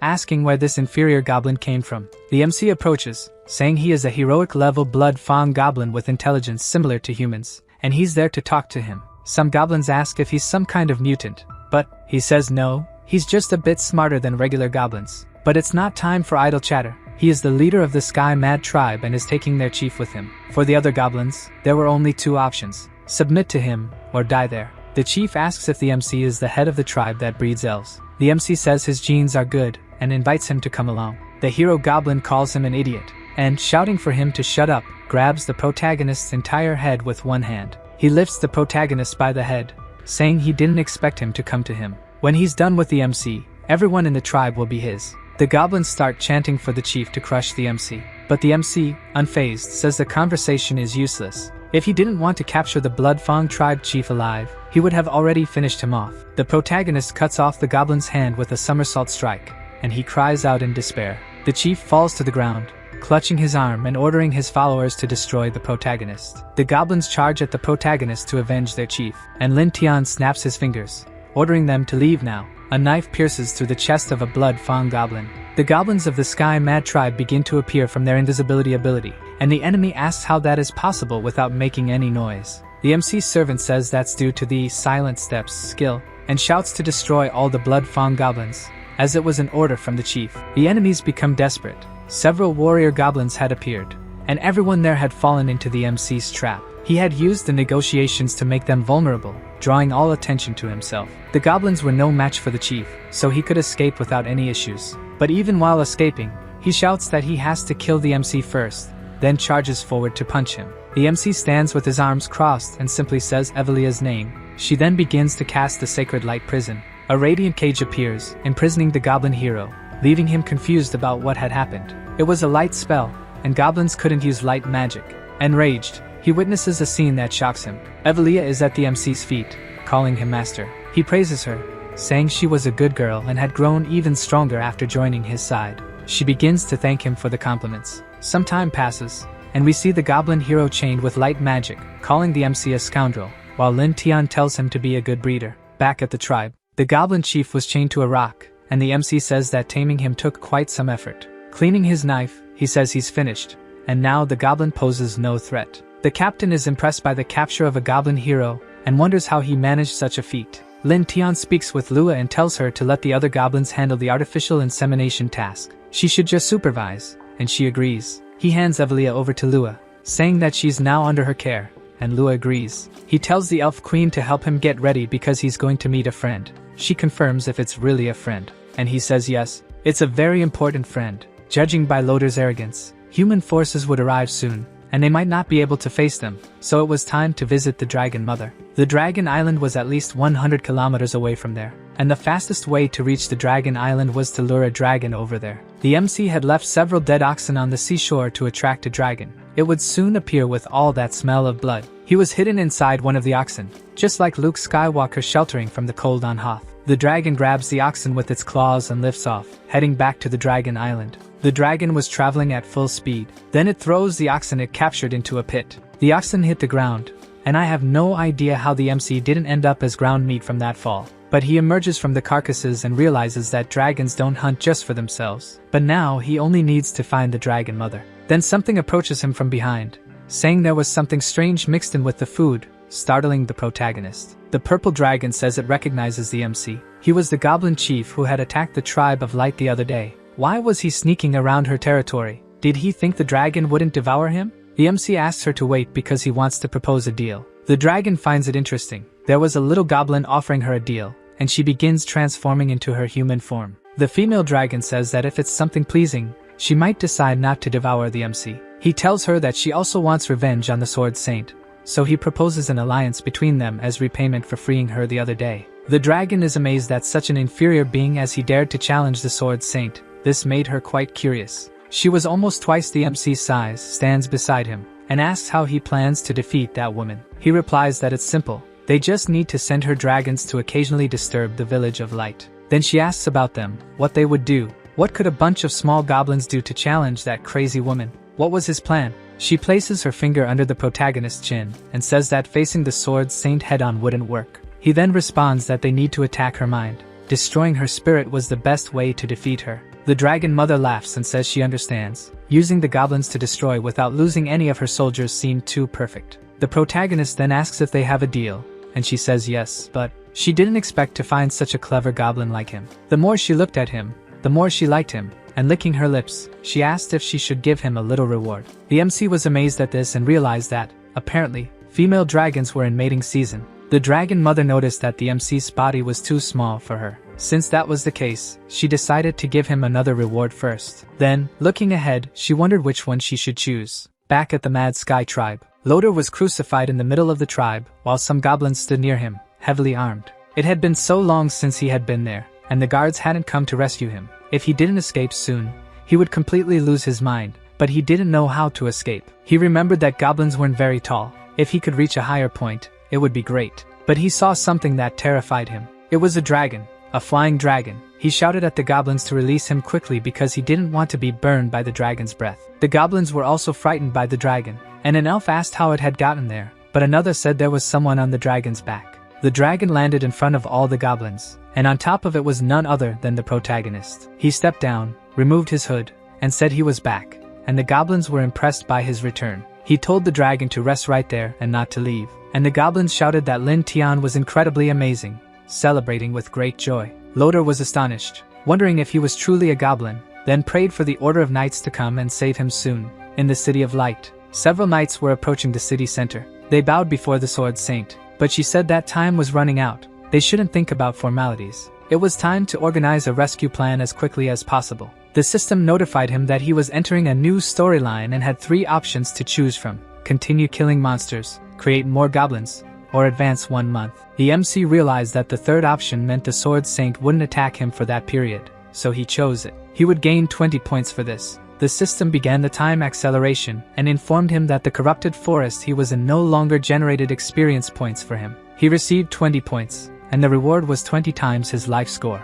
A month had passed. The protagonist woke up, and the system informed him that the time passage had ended. He got out of bed and found the sensation of time passing to be very strange. The system congratulated him on reaching level 50, with a total score of 1000. His stats had increased significantly, but not his overall strength. Lua came into his room shouting, informing him that all the newborn goblins hadn't survived. This left the MC distressed. He ran out with the goblin woman, and the elves were holding the babies who had already passed on. They cried over the bodies of the babies. The protagonist asked how this had happened. He asked an elf if something had happened, and she said she didn't know what went wrong. Only 3 newborns had survived, and they were very weak. Loder began to laugh, calling the goblins brainless fools for thinking they could raise a powerful generation. The protagonist remarked that he seemed to know the reason for the newborn's loss. Loder said that the higher the goblin's level, the harder it was for Offspring to survive. He couldn't rule the world with reproduction abilities alone. The MC thanked Loder once again for the valuable information,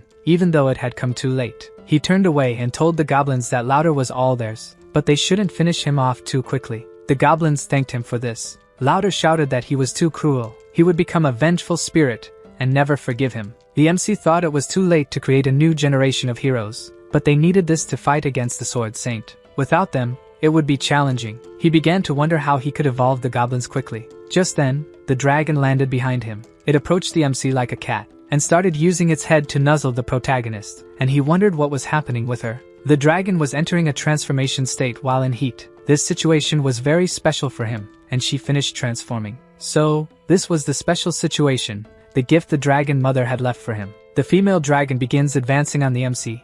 making him nervous. She jumps on him, throwing Lin Tian to the ground, and with a passionate look sits on his lap, licking her lips. The system alerts him that he has unlocked a new achievement, and this time his stats have increased considerably. The protagonist is recovering from the growth session he had received from the dragon. She was just one, but she was fierce and thirsty. So this was the power of dragons. He had practically become a type of hero. He could grow just by drinking her blood, but she wanted to do more with him. She appears behind him, even fiercer, saying she wasn't done with him yet. He shouts in desperation, telling her she had tasks to complete before coming back to him. She needed to give her blood to the goblins and then could return. She charges ferociously toward the goblins, who become confused and desperate. It seemed like she was about to tear them to pieces. Night falls, and the goblins are gathered around a campfire. After drinking the dragon's blood, they had evolved significantly, but they could still grow further. The protagonist is off to the side, sitting by the dragon's paws as she sleeps. He is looking at his hands, impressed with the dragon's power. Not only he, but all the other goblins had evolved into hero-class beings. However, their total power was still slightly below his expectations. It was time to acquire some equipment. He instructs the system to open the shop. While browsing the shop items, he thinks that, as the hero tribe leader, he would need strength to maintain his authority. The system shows he has 180 points to spend, which is enough for him to obtain some advanced and practical equipment. He spots an elemental crossbow that absorbs elements and can fire elemental arrows. It was small and ideal for long-range attacks. A skill called Unarmed Defense, allowing him to parry 3 weapon attacks while unarmed, cost 80 points to acquire. This skill was very powerful and could save his life in a confrontation with the Sword Saint. He decides to buy both. The system confirms that the exchange was successful, and both the item and skill are now in his inventory. The MC starts wondering aloud how these weapons will work in battle. He's eager to test them on someone. Then he spots Loder and calls him over. Loder looks desperate, already sensing what this is about. The protagonist says he is the perfect candidate. Loder asks what he is going to do now, and so he becomes the first to experience just how powerful Lin Tian, of the hero species, has become. Someone in the enchanted forest is calling for help. It's a human witch calling out, while another companion says that insignificant creatures don't interest her. She would prefer to be with the Sword Saint, hunting dragons. A third person comments that the dragon mother is a big problem, and this task was easy. He finishes by saying they shouldn't waste the opportunity that Loder gave them to gain glory. The witch notices something happening ahead and alerts the others, who prepare for battle. A giant spider appears in front of them, and the fight begins, even though the little witch is afraid of spiders. The archer lands a precise shot to the monster's head, and remarks that it was just a level 3 insect, nothing to make a fuss about. The warrior tells them to wait because something else is coming. It was a giant goblin, and it belonged to the hero species, advancing on the 3 adventurers. They comment that he seemed to be the leader. It was pretty easy to find him. They prepare for battle, already celebrating an anticipated victory, confident the mission's credit would be entirely theirs. The warrior instructs everyone to begin the attack on the goblin and to provide cover for him as the monster lets out a war roar. One of the knights asks the captain to wait a moment. He requests to take that one on himself, as he had already defeated several goblins along the way, and this would be his first hero species goblin. The captain agrees, telling him to finish it quickly.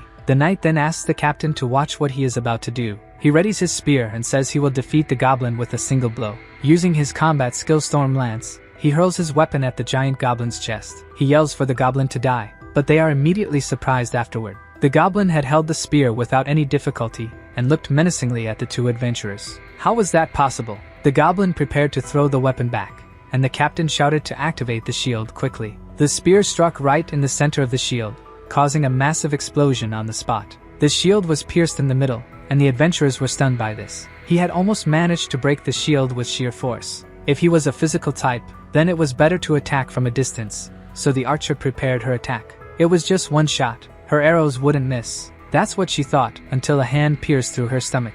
She looked back in desperation, and another goblin was laughing behind her. It was an assassin goblin. The archer lay on the ground after the blow, and the swordsman shouted for them to keep the formation and surround the archer in the center as quickly as possible. The witch screamed for the captain to look in her direction, and he turned around to see what it was. Several goblins of different sizes and classes were approaching the group. The scene changed, and someone was calling for help in the forest again. But this time, it was the group truly asking for help, not just bait to attract monsters. The goblins were celebrating their victory, and the humans were now theirs. One of the goblins said the witch was his. He was going to do something, but was interrupted by another who said that the spoils belonged to the tribe. The chief had said humans should be captured, but one had escaped, and he deserved nothing. The four-armed goblin shouted that they had already killed so many humans. They were strong enough to decide what to do with the spoils. The goblins there began to rebel, saying they were the strongest, and the tribe should follow what they said. One of them said the big brother was the strongest there, so they would follow him.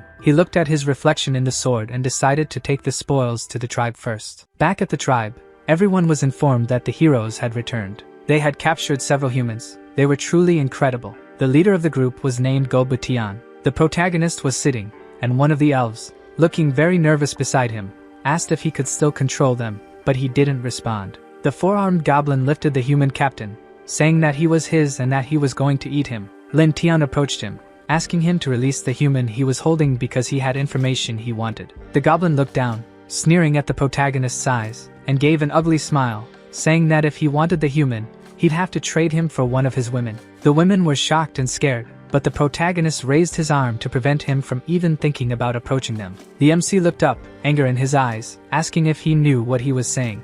The MC was his leader. The four-armed goblin then looked back and, pointing to the red-haired goblin, called him Go Bukwang, saying he was stronger than the MC, so they would follow him. The MC looked at the two goblins and asked if Go Bukwang was at the center of the rebellion. He said that if the red-haired goblin defeated the four-armed one, he would forgive him. The four-armed goblin began to laugh wildly, saying that Kwang would never obey the MC, because he was the new chief, and they would kill him to rule the tribe. At that moment, a hand gripped the four-armed goblin's head, who was startled, and when he realized it, Go Bukwang was holding his head. He was about to ask something, when blood sprayed all over the area, and both the protagonist and the elf looked a bit shocked by the scene. The four-armed goblin lay on the ground, and the other goblins were frightened. The red-haired goblin called the MC leader and said that, since he evolved, he had begun to understand many things. He was different from those arrogant fools and respected the MC, but he also believed in brute strength. He called the MC father, and said he had defeated the previous chief to become the new leader, so now, he also wanted to try. He was level 50,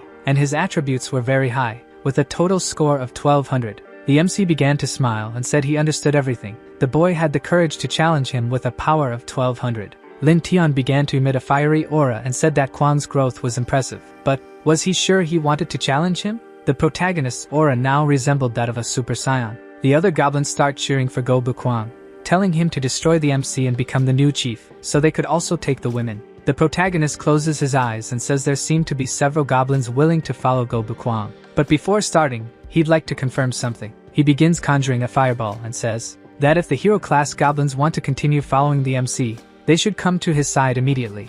Otherwise, they would be exterminated. The captain thinks the MC is a priest and is impressed. He considers escaping amid this internal conflict since he wouldn't be able to fight them there. He thinks that once the current leader dies, he can find a way to escape. Meanwhile, several goblins move to the MC's side. Kwang has made his choice in front of the MC. He wants to seek total power and draws his sword. He charges at the MC with everything he's got, but the MC dodges his strike by moving back. The captain is startled, seeing that the red-haired goblin had grown even stronger since capturing him in the forest. The MC compliments Go Bukwang's skill and places his sword in front of him. With the sword emitting a powerful flame, he challenges Go Bukwang to withstand the next blow. The red-haired goblin is alarmed, as he has never seen that weapon, and it's also very fast. He realizes he can't dodge the blow, so he decides to face it head-on and charges through the fireball. The protagonist observes this feat and realizes that the goblin is truly very resilient. Go Bukwang advances with his sword, letting out a powerful roar, and his size is more than twice that of the MC. The protagonist gives a sarcastic smile, as the red-haired goblin strike hits the ground with such force that it causes an explosion. The two humans are terrified by the scene, and the others watching, who are on the protagonist's side, are fearful of the outcome of the fight. Go Bukwang is terrified by what just happened. The MC had blocked his sword strike with only one hand. Lin Tian compliments Go Bukwang's strength once again, but it's not enough. He had used the unarmed defense skill and is now drawing his crossbow. Go Bukwang's eyes are wide open, staring at the power of the crossbow in front of him, and only a scream is heard in the end. The MC asks if he would like to continue, but he says no. Then he kneels in front of the MC with his face covered in ketchup. Lin Tian is still impressed by Go Bukwang's bravery. The other goblins start begging for their lives, saying they will never disobey him again. As they kneel and tremble in fear before the MC's power, he calls them worthless cowards, and they beg his forgiveness and swear to follow him forever. He orders Go Bukwang to stand up, and then a healing skill is used on him. Evelia is healing him, and Lin Tian says that he has courage. If he continues serving the MC, he won't kill him. Of course, he won't forgive the other traitors, so he instructs Goblin to crush them all on the spot. The red-haired goblin thanks the MC for sparing his life and says he will take care of all those traitors right away. The goblins are desperate, still begging for forgiveness, as Goblin crushes them with ease. Lin Tian shouts for the other goblins to devour the traitors and grow stronger, and the goblins who remained on his side celebrate the MC's victory. The captain, shocked by the situation, wonders what trouble Loder has gotten himself into. He wasn't just any monster but something far more frightening. The MC approaches Loder's cross and apologizes for the lackluster show, asking if he really thought those useless ones would save him. He calls Loder naive, and Loder, gritting his teeth, says it's the fault of that useless sword saint who only knows how to hide in the city like a coward. He starts laughing and shouts that everyone there is useless, and what impresses him most is how he hasn't completely lost his mind from all the despair. The captain agrees that he had underestimated the MC, but he shouldn't get too excited. The sword saint would appear as soon as she defeated the dragon mother. The protagonist crouches down in front of the captain and asks if he really thinks the dragons will attack the city alone. Things are going well for him. The captain starts laughing and asks if, then, the entire squad and the City of Light are being manipulated by him. He requests a quick death, as he had already given all the information needed. He would rather die than end up in a situation similar to Loder's, so he pleads for the MC to grant this, while Lin Tian watches him in silence. The MC then says he will grant his request. Someone shouts the name, Sword Saint, twice, and she wakes up startled. Getting up from the bed, she asks why the urgency. Had the dragons been defeated? Had the knights returned? The knight says yes but starts stammering. She tells him to stop stammering and just say what he wants, and he explains that only one person from the squad had returned.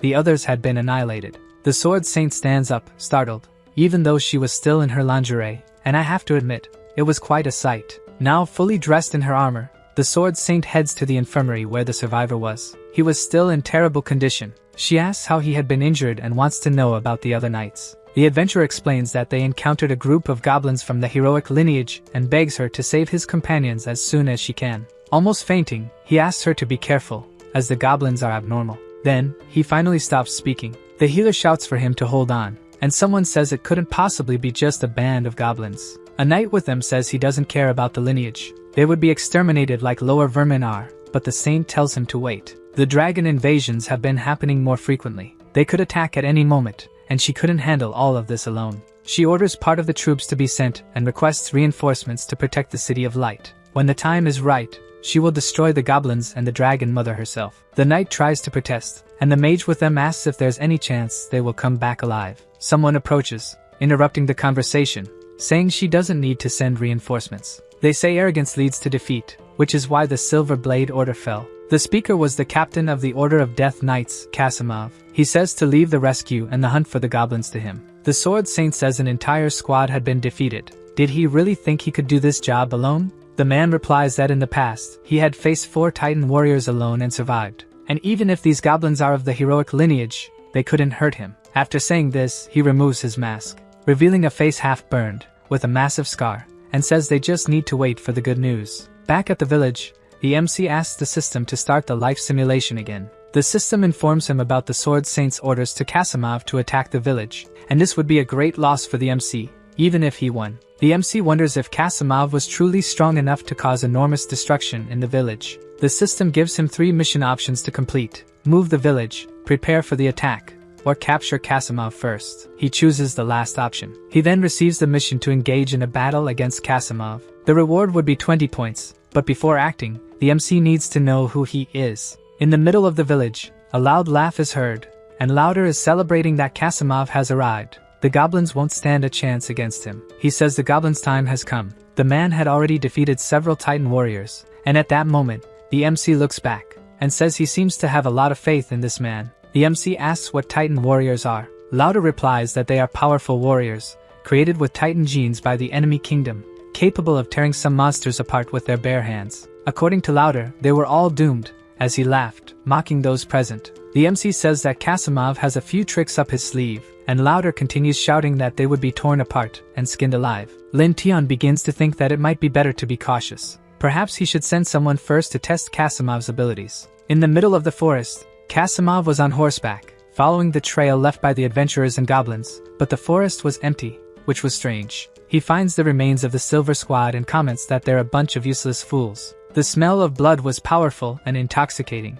It was getting Casimov excited. Could it be that this time he would be able to enjoy destroying everything at will? He hears some cries for help behind him and turns to see who it is, wondering where the sound is coming from. He makes his horse run towards the cry for help, and when he arrives, he sees a blonde woman kneeling on the ground, unclothed and trembling. He asks the woman who she is, but receives no immediate answer. She turns her back to him, and Casimov recognizes her features. She calls his name. It's Evelia, asking him to save her. He shouts in surprise, not expecting her to still be alive. Approaching her on his horse, he asks if Loder is still alive. She responds, crying, that she managed to escape from the goblins, but Loder is no longer with them. Casimov then asks her to point him in the direction of the goblin tribe. She promptly replies that it's not far from there, but they're very frightening, and Casimov feels a bit suspicious. He urges his horse toward the tribe, and Evelia shouts for him to take her away from there, but he's already far ahead, shouting back for her to handle herself alone. He still had a mission. Casimov's profession allowed him to gain an attribute bonus whenever he was working alone and also when taking down enemies. With Loder no longer alive, Casimov thinks this is great.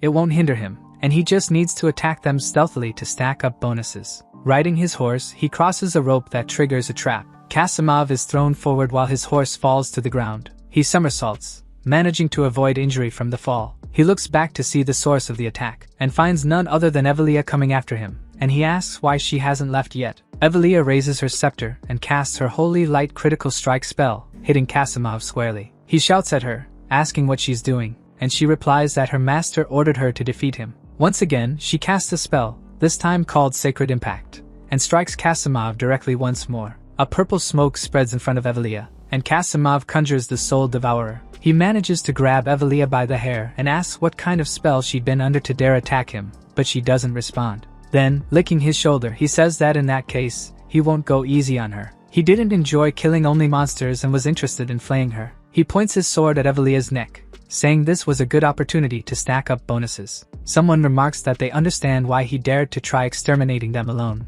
The MC is behind Casimov, holding a sword and commenting that his profession's attributes and equipment are indeed troublesome. He wields a sword with a power called Deadly Harvest, which increases critical damage by 90%. If he succeeded in a stealth attack, it would be bad for the MC. Casimov is shocked, wondering how a low-level goblin managed to steal his sword in just an instant. Evelia runs to the MC, calling him master, and Casimov shouts at her for lowering herself to become a slave to despicable goblins. The MC says she's an excellent servant, while patting her head. He tells Casimov that he's a bit disappointed in him, as he thought he would be formidable. Instead, he's just a psychopath who enjoys killing. Casimov says that, although he doesn't know how the MC discovered his attributes, he will easily deal with a despicable goblin like him. Even without his sword or passive abilities, he's fully capable of sending the protagonist to hell. Casimov draws a dagger and charges at the protagonist, who doesn't even attempt to dodge the attack. In the next moment, two goblins appear behind the protagonist and Evelia,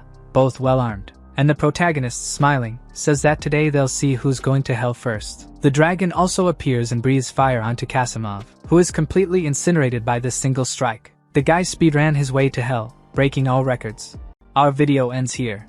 Meanwhile, in Tan Kwang's tribe, one of the creatures shouted that the chief had returned, and another said he had even brought his prey. Then he threw something in front of that ragged man who was tied up. He questioned whether that was the one known as the Almighty Reaper, adding that it was a shame, and that overestimating oneself only leads to death. The man said the other was dead as he cried out for the sword and called her a miserable witch, saying it was a poor strategy to send men to defend the city. The leader thought that now he could prioritize evolving rare-type goblins and that this body could provide some useful nutrients. He told Gobshan that this prey was his first and ordered him to share the leftovers with the others. The goblins eagerly approached, thanking their chief, and he thought that Goblin was chosen because he had a better chance of evolving into a rare one. The creature began to feed on remains while the chief thought he was hypocritical and sadistic, perfect traits for that. Grabbing a fruit, he thought that regarding the holy sword, he had checked the system beforehand, and that it only commanded 3 knight squads, and the silver blade had already fallen. He knew that once Casimov's defeat spread, it would crush the holy sword's morale,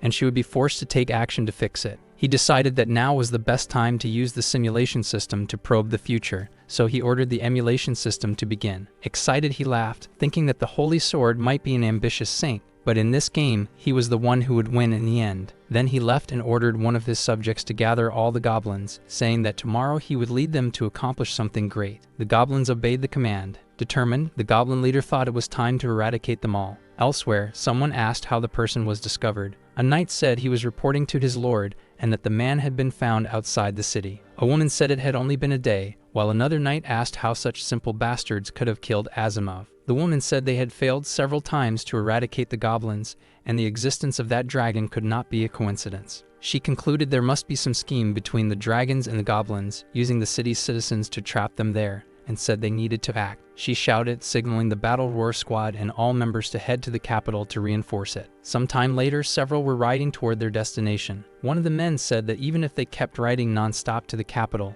it would still take 4 days. He questioned what would happen to the city's defense if they all left, and asked to stay behind to reinforce the capital so the rest could protect the saint and the city. The other woman said he didn't understand that this was her plan. If they encountered a goblin ambush, at least one of them could escape and warn the others. She added that if the saint's forces defeated the goblins, the dragon outside the city wouldn't be a problem, and the real issue would be if they attacked the now undefended city. As the knights acknowledged that this was her plan, to protect the knights' operation and send reinforcements to the city, she emphasized that they needed to move fast. Then the man finally seemed to understand. Suddenly, the knight stopped his horse, surprised by something. One of the men said the bridge had been destroyed and asked what they would do. The girl said the bridge had been deliberately broken, so they would need to take a detour. But the captain said they couldn't, as it might be a trap to lure them into a detour and ambush them. And since this bridge was destroyed, this location was now safe. He orders them to cut down some trees to rebuild the bridge so they can cross before nightfall. Some time passes there in the forest, and finally that bridge is ready again. He says time is short and they must hurry to cross it. The girl finds it strange and comments that it suddenly got dark. That knight looks up and is startled by something. Tense, he thinks that this isn't good. Then a huge dragon appears over the bridge. Someone shouts for them to look at the dragon's back and adds that it's a goblin. That agitated man yells that the goblins and the dragons are allied. The goblin leader laughs and says they really work fast, and that instead of taking a detour, they built the bridge. He asks if they thought they wouldn't be ambushed. At that moment, the knight asks if he was the one who destroyed it, saying he himself will kill him. Then the huge dragon breathes fire on everyone. The flames hit the bridge as the knights shout for everyone to run. The fire spreads quickly across the area. While the frightened girl speaks to the captain about the bridge and curses those goblins, the knight says he will capture and torture him to death. The goblin leader asks if that's all, and that he wants to see if they can defeat his goblins and the mother of dragons who is approaching. One of them shouts that they are surrounded by goblins, and another person asks if the wyverns might be coming. The woman tells the commander that if they arrive, they won't stand a chance, but the captain says if they can hold out, he can solve the problem in the city. Then the captain shouts to Bane, saying he will hold them off, asking him to sprint across and warn the others, and the warrior says he understood his commander. Then he charges at the creatures, calling them damn monsters and saying they even gathered there on purpose. While that other guy runs through the monsters, he says that the sooner the saint arrives, the sooner they can eliminate them all. But the woman tells the commander that something feels off. She adds that they intentionally let that warrior escape and thinks this might be a plan by the goblins. Then she says it must be their strategy. The leader says they're right, that there is no mother of dragons and that it was just a trick to lure that foolish woman to the city. He says he wonders what will happen to that city. Then the commander becomes furious and charges at them, shouting. He gives the order to bring down the one riding the dragon and says the city is already lost, but they must hold out until the saint arrives. The two groups clash again. The captain fights against a huge orc. He curses the situation, saying the creature is stronger than him, and there's something about his sword. At that moment, he realizes the orc is using Casimov's sword. The goblin leader mocks him, saying he's not that tough, and says time is a little short, drawing a weapon. Then he jumps off that creature. Heading to the ground, he says he'll finish off those knights before the saint arrives. Moments later, the goblins observe several knights lying on the ground. Hit by an attack, the knight thinks he can't take it, cursing the situation, and he concludes that he underestimated those goblins. Then, the next moment, he's struck on the head. The goblin leader says their time is running out, orders them to devour everyone quickly before the saint arrives. The creature says yes and thanks his boss. Sometime later at that place, the saint arrives with her army. She becomes tense, thinking they arrived too late. They only find remains of the knights there. That warrior curses everyone and says he will avenge them. She says that not even the bodies were left. She asks if that means the dragons joined forces with the goblins again. That guy says he saw a goblin in the group who could control the dragons and that he must have been the leader. The woman is surprised and questions him about it. He explains that he ordered the dragon to breathe fire and destroy the bridge, and that the commander and everyone else must have been killed by the goblins and the dragon. He says there are few signs of dragon fire and that they look more like goblin remains, adding that there aren't many dragons coming. But suddenly she notices something that leaves her shocked. She starts retreating, saying it was a bait strategy, then gives the order to return quickly because something is going to happen to the city. That warrior is frightened and says this can't be real. The scene in the city is one of complete destruction, and the saint stands there in the middle, observing all that tragedy. She falls to her knees amid everything, and wonders how this could have happened, saying this can't be true. She sees a child crying over his father. While hugging him, the woman tells him not to do that, but the child tells her to go away, saying they only pretend to protect them. That when the goblins came, they were nowhere to be seen, saying she's a bad person. They ask who would want her apologies if they can't protect them, and what kind of saint she is, saying they need her but she can't protect them. The girl doesn't know what to say. Then she suffers, feeling overwhelmed by the situation. She hears people around saying she's useless and can't protect them. A woman says it was actually him who did that, and even without meeting her directly, he completely defeated the saint by breaking her spirit. She thinks she's really looking forward to meeting that guy, and some time passes. Night falls in the goblin tribe. The tribe leader walks among them, while the goblins say he has returned. He asks Gobdi how he handled the tasks assigned to him today, and whether there were any complications, and the subordinate reports that the city raid was a success. He shows that some even surrendered voluntarily to save their lives and were captured. Additionally, as ordered, he sent a cart of gold to Caria and escorted her and her family out of the city. He praises the goblin and says that from now on, he and Gobshana must prioritize devouring magical creatures, thinking that Caria was the only one who believed in him in his previous life. He believes that at this moment, the Holy Sword is completely defeated. Elsewhere, some dragons fly over a forest. He thanks the Mother of Dragons for her assistance. The woman says she heard the saint collapse in her bed and can't get up anymore, and that's gratifying, but he needs to ask as she'll keep sending dragons. Then she asks what kind of reward she could ask for, since flying back and forth every day is exhausting. The goblin leader told her to look at something, but suddenly the woman kissed him and said what she wants as a reward is him, asking what he thinks of that. Then the man asked if she was joking with him. She said she doesn't mind if the Mother of Dragons ends up with a big belly, but tells him not to get the wrong idea because if he refuses her, she'll be very upset. The man tells her not to take it the wrong way but asks how a mere goblin could be worthy of the Mother of Dragons. She seems excited about the situation and says he's not an ordinary goblin, that she sees the potential of a goblin king in him. Then she explains that their ancient dragon race has always revered strength, that it's in her nature, and she always seeks out powerful beings to give birth to strong offspring. Smiling, he says that in that case, there's nothing to be done, and he must accept it. The surrounding dragons watch the scene, and he gains an achievement, receiving a bonus to all his stats. He's thrilled to have gained so many status points. He decides it's best to sneak out of that place before the Mother of Dragons wakes up. So he slowly starts to move away. He thinks that the Mother of Dragons is incredibly formidable, and if he's forced to do that again, it could be a problem. From inside the cave, someone is watching. She thinks he's just as she imagined,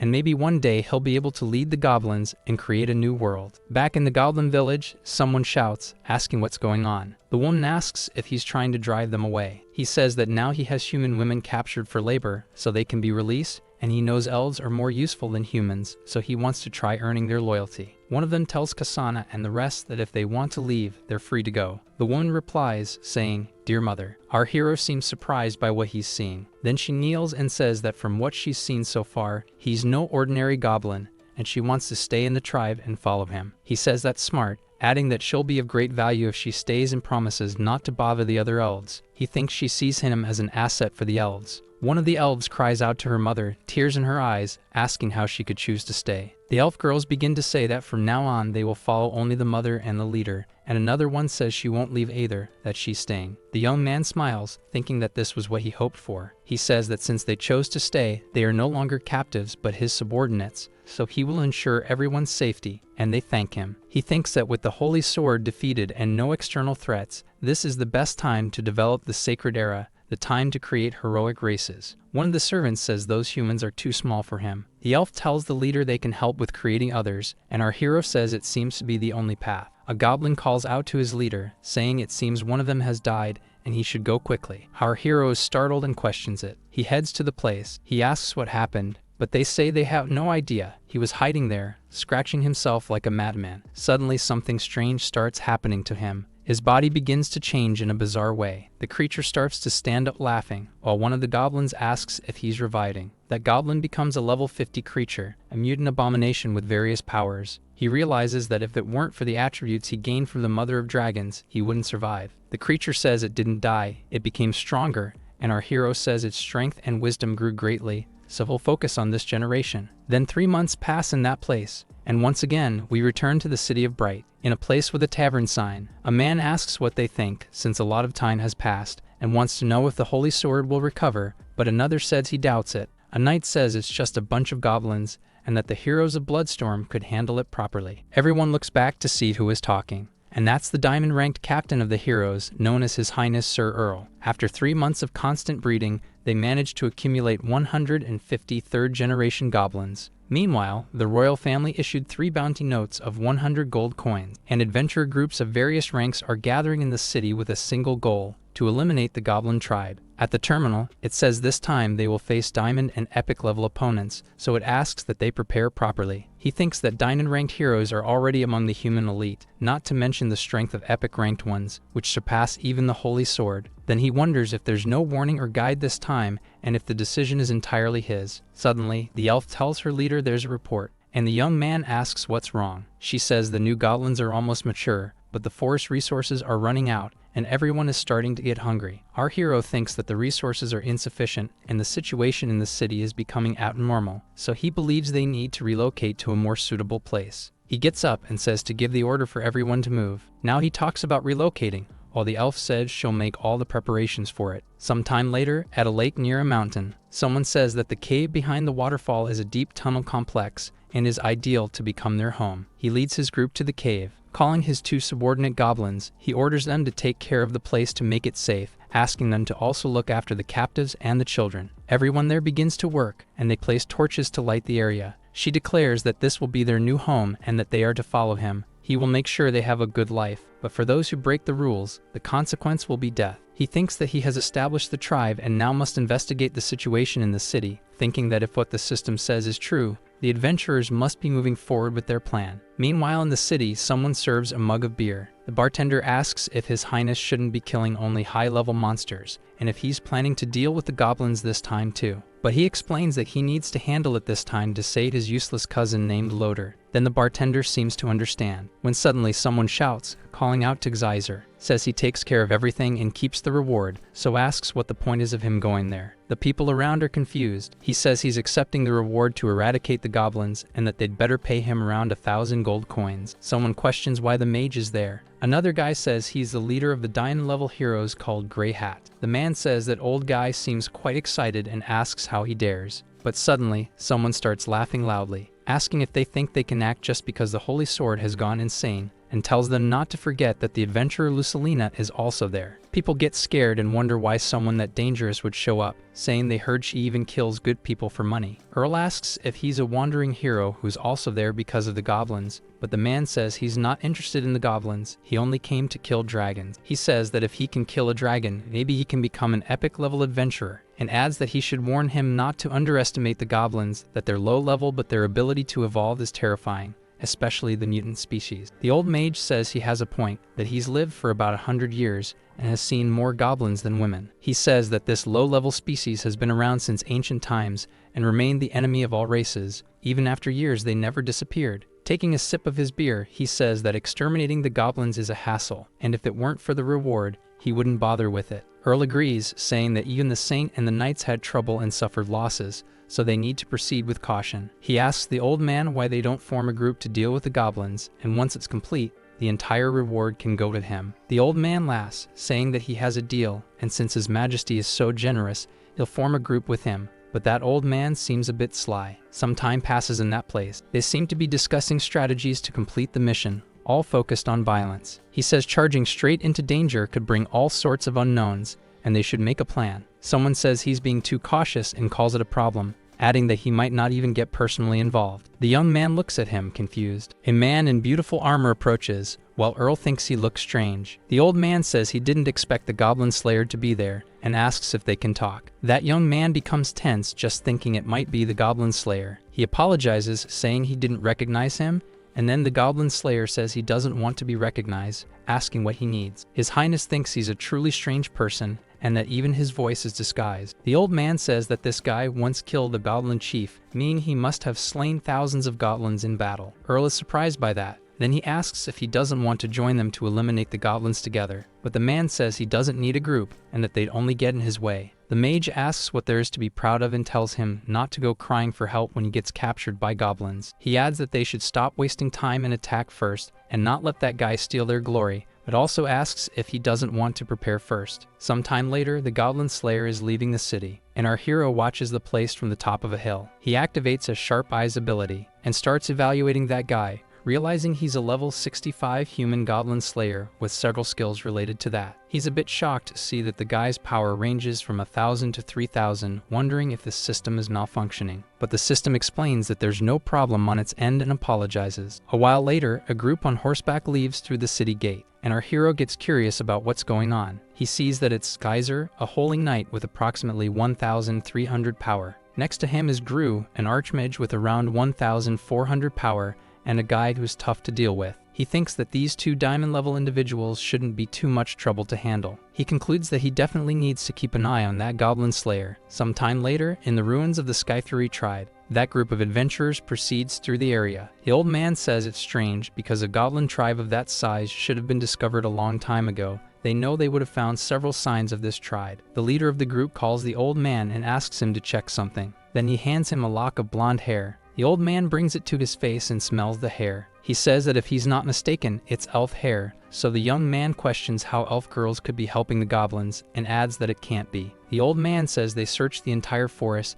and they can't be hiding there, and it's more likely they relocated and covered their tracks. He explains that those butterflies are specially made to detect elves, and maybe that way they can track the elves and the goblins. That butterfly starts flying around the area. He comments that the flower butterfly lost the trail, wondering if they must have crossed the river. He says maybe they could wait for the Goblin Slayer to show himself, and then they'd make the first move, but the old man says it's unnecessary. He tells him to look there, across the river near the forest's edge, and up ahead, there is a goblin. The young man gives the order to capture that creature, but nearby, our hero watches the scene. He comments that everything went smoothly and the prey took the bait, but suddenly something catches his attention. That goblin hunter is at the edge of the lake. Our hero thinks that he had planned to deal with those two first, but didn't expect this one to appear like that, with that curious smile. Suddenly our hero is surprised by what he sees. The adventurer has removed all their armor and enters the water, revealing herself to be an elf. He is shocked, wondering if the Goblin Slayer is actually a woman. He says she doesn't seem to be entirely human and her skills are exceptional, saying that having the leisure to take a bath in a situation like this is not common. He thinks it's the first time he feels something unnatural and wonders if she noticed him and is trying to make him reveal himself freely. Then our hero jumps onto the dragon and starts flying on its back. He thinks this woman is a bit cunning and that he'll deal with the other two first. The Goblin Huntress looks up, wondering what kind of intelligent species that is. She seems excited about it and thinks she would love to savor this experience. Sometime later, the weak goblin is defeated on the ground. The young man says he stopped and orders everyone to stay alert because the tribe is nearby. Suddenly, several flaming arrows are fired toward the group. The old mage orders everyone to get back while he uses his magic. He launches that fire toward the arrows, saying it's a trap. The young man says they were almost caught, and says that old man still has his skills intact, but the old man says it's not over and tells them to stop talking. The mage shouts that they're there, and that huge mutant goblin rushes forward. Gru shouts that he is a hero-class goblin, and that everyone should focus on attacking him. The mage uses a fireball against the creature. The goblin wasn't expecting that attack, and seems to have taken a direct hit, but aside from his clothes, he seems fine. The old mage can't believe what he's seeing. As the monster keeps approaching, he questions how the creature is still alive after that. Then the leader orders them to look around and says the goblins are approaching, and they're all elite. He questions why these goblins have iron armor and weapons, saying they can't let them get close, leaving that to Cecil. Then he starts using a Fountain of Life magic, restoring everyone's power. Another young man uses a mid-tier spell called Ice Spike, and another uses another spell called Quicksand Field, and a third one uses Rain of Judgment, hitting the goblins who try to defend themselves. It seems that from above, someone is watching. The leader orders that creature to create an opening so Gobukon can get close. Then the goblin launches from above. The creature crashes to the ground with force, and with determination he charges at the group of adventurers. That old mage is shocked by the monster's speed, and curses those damn goblins. Meanwhile, on the other side, that huge mutant goblin advances with a few more. The leader shouts for them not to be afraid and for the squires to hold the line. But it seems the goblins are easily overpowering the knights. Then he begins to invoke the Holy Lord, asking for his power to punish those vile creatures. He uses an advanced magic power called Holy Light Enhancement and tells everyone to gather around him in formation, ordering them to surround the wounded and heal them quickly. Angrily, he says they will kill them all. Our hero says the skills of that diamond-level group of adventurers are beyond his expectations, and that they would be invincible against any other goblin tribe. But unfortunately for them, they all came to the wrong place. Then more creatures appear, and that mutant goblin shows up as well. The old mage is frightened, cursing the situation and saying it's a mutant goblin. Nearby, the Goblin Huntress says the creatures are truly fascinating and powerful. Then a scream is heard from the middle of the battle. Gru seems to be seriously wounded, and the mutant lifts him off the ground like it's nothing. The goblins appear to be in a trance-like combat state. That young leader is also on the ground, defeated. He looks like he can't believe what he's seeing. The old man begs for help and to be saved. But that young leader doesn't seem able to fight. He seems truly terrified, and stands up and starts trying to flee, screaming that these goblins are actually demons. That mutant creature approaches the fallen old mage. The young leader runs away in desperation. He runs, trying to dodge arrows and cursing everything. He thinks he should have known there would be hidden elf archers too,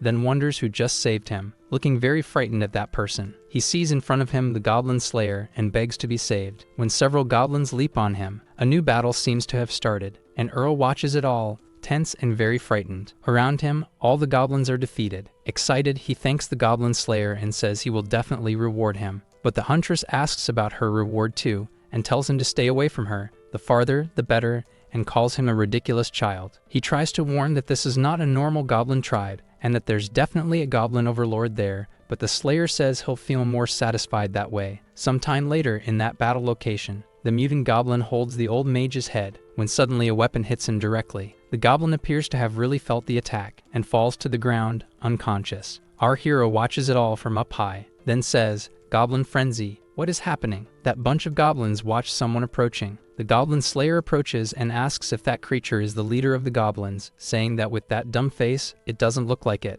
The mutant creature screams that it will kill that guy, then begins to approach, ready for battle, and the goblin slayer prepares for the fight as well. In the next moment, several goblins start flying in all directions. Our hero is surprised by this, wondering what's wrong with the system because he saw there would only be normal attacks, but it seems the guy is using magic. That mutant goblin gets ready to join the battle. He starts using a skill called Mad War Transformation. In a frenzy, he charges at the goblin slayer. The adventurer asks if it's a raging bull, and laughing, he makes a powerful move, slicing the creature into pieces. He grips his massive weapon with both hands, and charges swiftly at the mutant goblin, saying while attacking that the creature is already dead. But it seems something hit him unexpectedly, and the slayer curses the situation, saying his body is stuck. He wonders if they should retreat while they still can, but thinks that person is full of mysteries and would be a great tool, yet a direct fight wouldn't be ideal. So he orders everyone to fall back and form a circle, to keep their distance and attack from afar with whatever they have. The goblin huntress is surprised that a goblin could tame a dragon, and says she knew this place wouldn't let her down. Several boulders roll toward that adventurer, and they bounce down the slope toward her. Without thinking twice, she begins to strike them with her weapon, cutting through the massive rock. Then she stabs her sword into the ground. She leans on it, catching her breath. Our hero thinks they've been fighting for an hour, and it looks like she's reaching her limit. Then the huntress grabs her helmet, throwing that heavy helmet to the ground, revealing herself to be a beautiful woman. The goblins start acting like fools, enchanted by the girl. Our hero looks at her, somewhat incredulous. Suddenly, she strikes what's left of the old mage, and says that the heart is the best form of nourishment. Our hero is horrified, thinking that he underestimated her. The goblin huntress keeps hitting each of them in sequence, and in the end she seems to focus her attention on something specific. That mutant creature says she's a filthy woman and tells her to die. But in the next moment, the creature is struck by a sword full of energy. The goblin huntress is using her ability on the monster. In the next moment, that creature explodes. Our hero grows tense, wondering who she is and noting that she even has a goblin devouring ability, believing the best option now is to retreat. He shouts for the elf to go with him, and orders everyone to retreat immediately. The goblin huntress asks him to wait because she hasn't seen such an intelligent and powerful goblin in ages. She says that if he lets her get a closer look, she won't just spare their lives but will also heal the one who was struck by the dagger. Our hero questions whether she really thinks he would believe such nonsense. The girl seems a bit surprised and asks if he doesn't believe her. Then she starts loosening the straps of her armor. In the next moment, all those armor pieces fall to the ground. Stripped of her armor, she asks if he believes her now. He's surprised that she dropped her weapon and removed her armor, and he begins to wonder what that woman is planning. He starts descending and thinks that, in that case, he tells the woman they should have a proper conversation. She comments that even though he's just a low-tier goblin, he's far beyond her expectations. Then he says he showed himself as she requested and asks if she's not going to heal him. Taking out a kind of needle, she says not to worry, she will keep her promise, but she adds that first, he'll need to satisfy her. She says he may look like a low-tier goblin, but he has the intelligence of a goblin king, and that he's totally her type. The girl seems a bit excited by the situation, and our hero asks if she's joking. He thinks that he let his guard down and fell into the trap of this crazy woman. Then suddenly, everyone around them turns their backs, and our hero doesn't understand what's going on and asks about it. The woman approaches him with a smile, and says that all of them are under her control and won't be able to see anything they're doing. Then she starts laughing. She then jumps on him and hugs him, telling him to relax and that she won't kill him, and says that she'll even stay with him, then begins to decide what to do. In the next moment, she throws the goblin to the ground. She questions what kind of creature he will become, and without him being able to anticipate it, she attacks him while he wonders if this is for real. Nearby, behind a bush, Earl watches what's happening. He seems unable to believe what he's seeing. Then he is horrified to realize that the goblin slayer is a woman, and questions how she could be with a goblin. Out of nowhere, some creature starts approaching him, and he gets really scared by the situation. Our hero says that this is a goblin den, and that she will face the consequences if she goes forward, and the woman says she wants to see how strong he is. He asks who exactly she is, and what strange power this is, wanting to know how she can control his subordinates, and even him. The goblin huntress asks if she tells him everything, will he let her follow him? Then he says it depends on what she says. The woman explains that she is a descendant of a goblin king. Our hero is shocked by this information. Surprised, he asks about her being a descendant of a goblin king, and why she looks like a human. Then she explains that maybe it's because her mother was a human, and says it just so happened that she was the descendant of a goblin king, since he wasn't the only one. She explains that the higher a goblin's ranking, the harder it is for them to have offspring, but she found a way to survive and stay healthy. And after a decade, she personally killed that goblin king who had tried to force something on her. Then, after devouring him completely, she gained the king's power that allowed her to control goblins, and she wiped out everyone in that dungeon. Our hero asks if she can control them because of a king's life energy. She says she embedded part of it into the weapon she forged, so when he's hit, it's like she implanted a suicide gene, and therefore he can't disobey her. She explains that she became a goblin slayer because she hates them, and what she did to him before killing is just a personal interest. Our hero thinks it's no wonder her personality is so twisted. He can almost feel her pain, and besides that, she's a natural weapon against goblins. He comments that it seems they have something in common and asks her to join him. The woman says she thought he would be afraid, and that there was no need to use tricks. Our hero is a bit surprised by that. She says the situation in the city is complicated, and that she could go back and be his spy, which is better than staying there. And our hero questions if she's really that type of person. Then she comments that since he's hers now, she has to protect him first. Our hero gets a bit tense at that information. Sometime later, inside the cave, he checks his data on the terminal.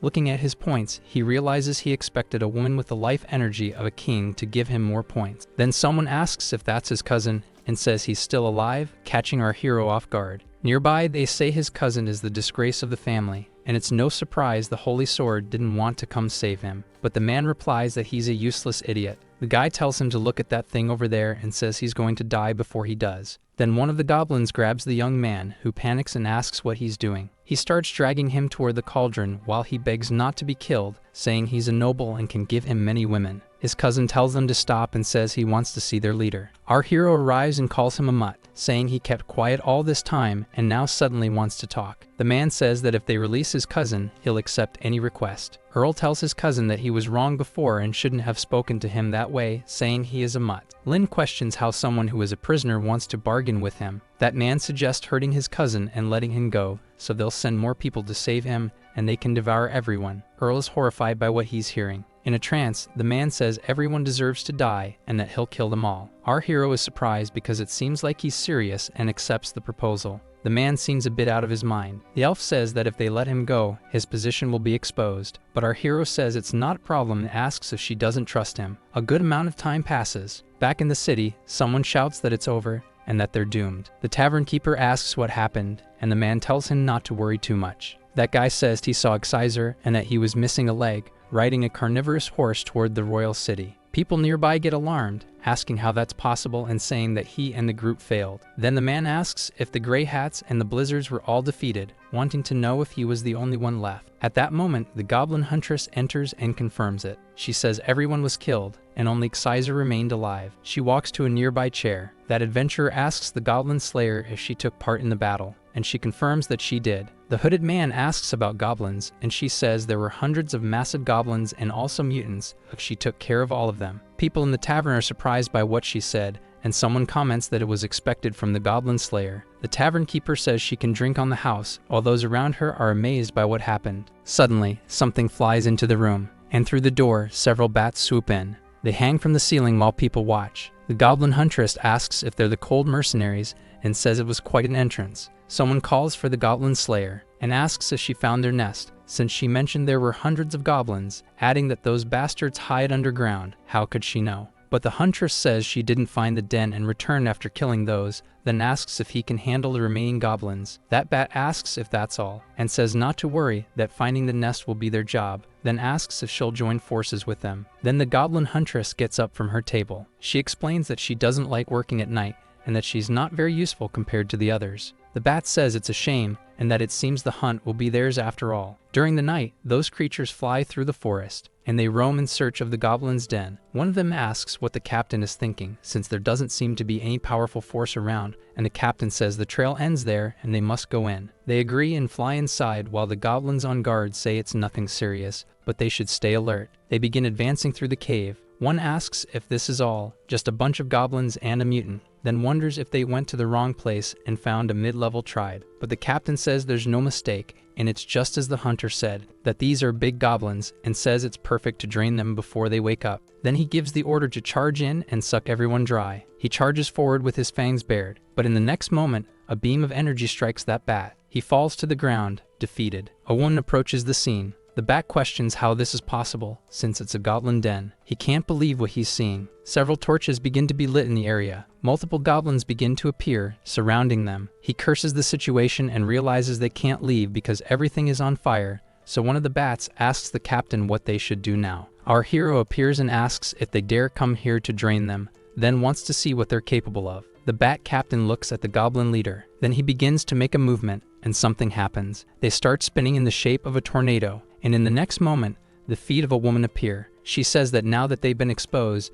they need to kill everyone, since they're just a bunch of goblins. The terminal shows that this is Lilith, a level 61 vampire, with a power of 2800. Our hero gets excited because the woman has very high stats, and is satisfied to have received the attack information beforehand and prepared accordingly. The vampire begins to fly and attack the goblins, wondering if the flames will reach them first or if they'll die before that. Lynn gets excited and says, "So this is how it is." A golden energy begins to envelop all of them, and the vampires need to protect themselves from that light. They get a little annoyed by it, questioning how a humble goblin can use holy magic. Then that holy energy intensifies greatly, and in the next moment, the vampire is on the ground. He approaches, saying none of them gained anything from this fight, so why not talk? But the vampire doesn't seem very pleased with that. He says he'll assume she's there for the bounty, and mentions he's curious and wants to know why vampires would need money. But the vampire looks a little embarrassed. Then she asks if he thinks it's easy dealing with the church, and says if it weren't for the agreement not to feed on humans, they wouldn't need money to buy food. Lynn starts thinking he could enhance his clan's bloodline if they had those women on their side. Our hero says he understands and asks what she thinks about them cooperating. He says he can provide them with food.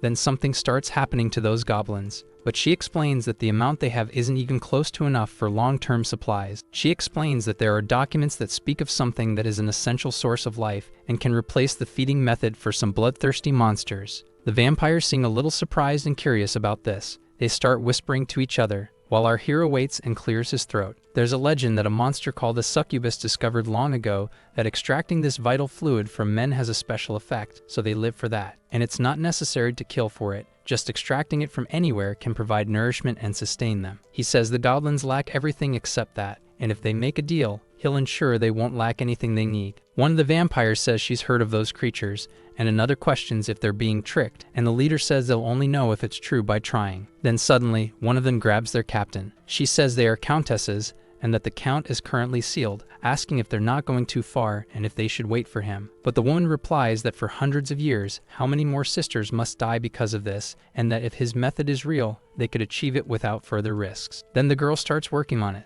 and that makes all the others feel awkward. Then suddenly something happens, and she says it seems like it really can replace what they're used to eating. They get excited that it's real and want to try it too, and pushing and shoving begins. So our hero asks Leah to help. The elf tells her boss that he really worked hard, and he comments that the vampires were truly starving. Then suddenly the captain calls for the goblin. She says she agreed to cooperate and asks what he wants from them. Lynn explains that it's always dark there, making it perfect for them to live in, and that they need to protect the caves from intruders. The woman seems to understand, then responds that it's fine and that she accepts. Our hero also seems quite satisfied with the result. Sometime later, at night in the city, since the group of cold mercenaries hasn't made contact again, they assume they were wiped out. Someone shouts that they're tired of that useless trash. A man says he's trash who's afraid to fight goblins, and how can he call himself a diamond-ranked adventurer, while the man says he doesn't need a moral lecture from him. The tension continues in the tavern, when suddenly the Holy Sword enters. One of the men is stunned by the sight of her, and the other says he's happy to see her return.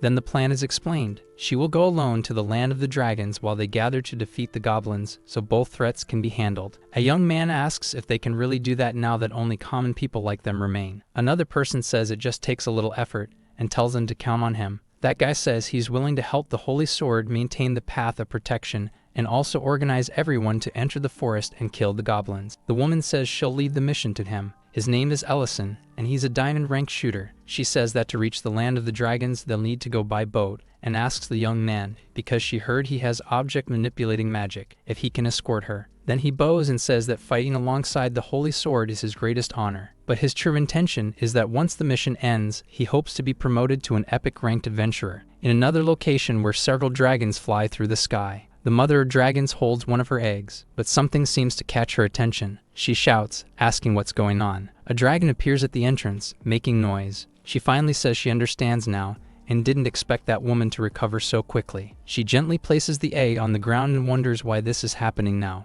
Then she hugs the egg and kisses it. She leaves it there with affection and tells her child to remember that their father is a very special goblin. Then she begins using her power to shapeshift, and cursing the Holy Sword, she takes on her dragon form. Taking flight, she says she's going to end this once and for all. Nearby, the Holy Sword charges forward, defeating one dragon after another. Marks of battle can be seen on her legs. Then suddenly the Mother of Dragons appears before her, and the Sacred Woman says the dragoness has finally shown herself, calling her the Mother of Dragons, Amethyst. The Mother of Dragons says she can't believe the woman who was defeated by goblins actually stood back up, and asks how she dares to keep acting like a coward. The Holy Sword says she doesn't need the woman to tell her how to act, but since she's threatening her people, her life will be taken by her. Charging and using a powerful attack, she tells the Mother of Dragons to prove herself. Furious at the situation, the dragoness breathes her powerful breath upon the Holy Sword. The two attacks clash violently, and a lot of energy bursts through the entire area. A man says this dragon is way too big, when suddenly someone grabs him by the cloak, catching him off guard, pulling him away just seconds before the entire area is shattered. The Mother of Dragons simply watches the movement. The Holy Sword shouts at him to get out of the way and not be a hindrance there. Then Amethyst roars furiously and begins casting more spells. That mass of giant amethyst crystals starts flying toward the Holy Sword, who defends herself as best she can. One of them almost hits the man directly. He panics and curses. The woman uses that attack to her advantage and begins leaping over the amethysts, and he uses a transcendent sword skill when he gets right in front of the head of the Mother of Dragons. He descends, striking the dragoness in several places, using a skill called Steel Storm.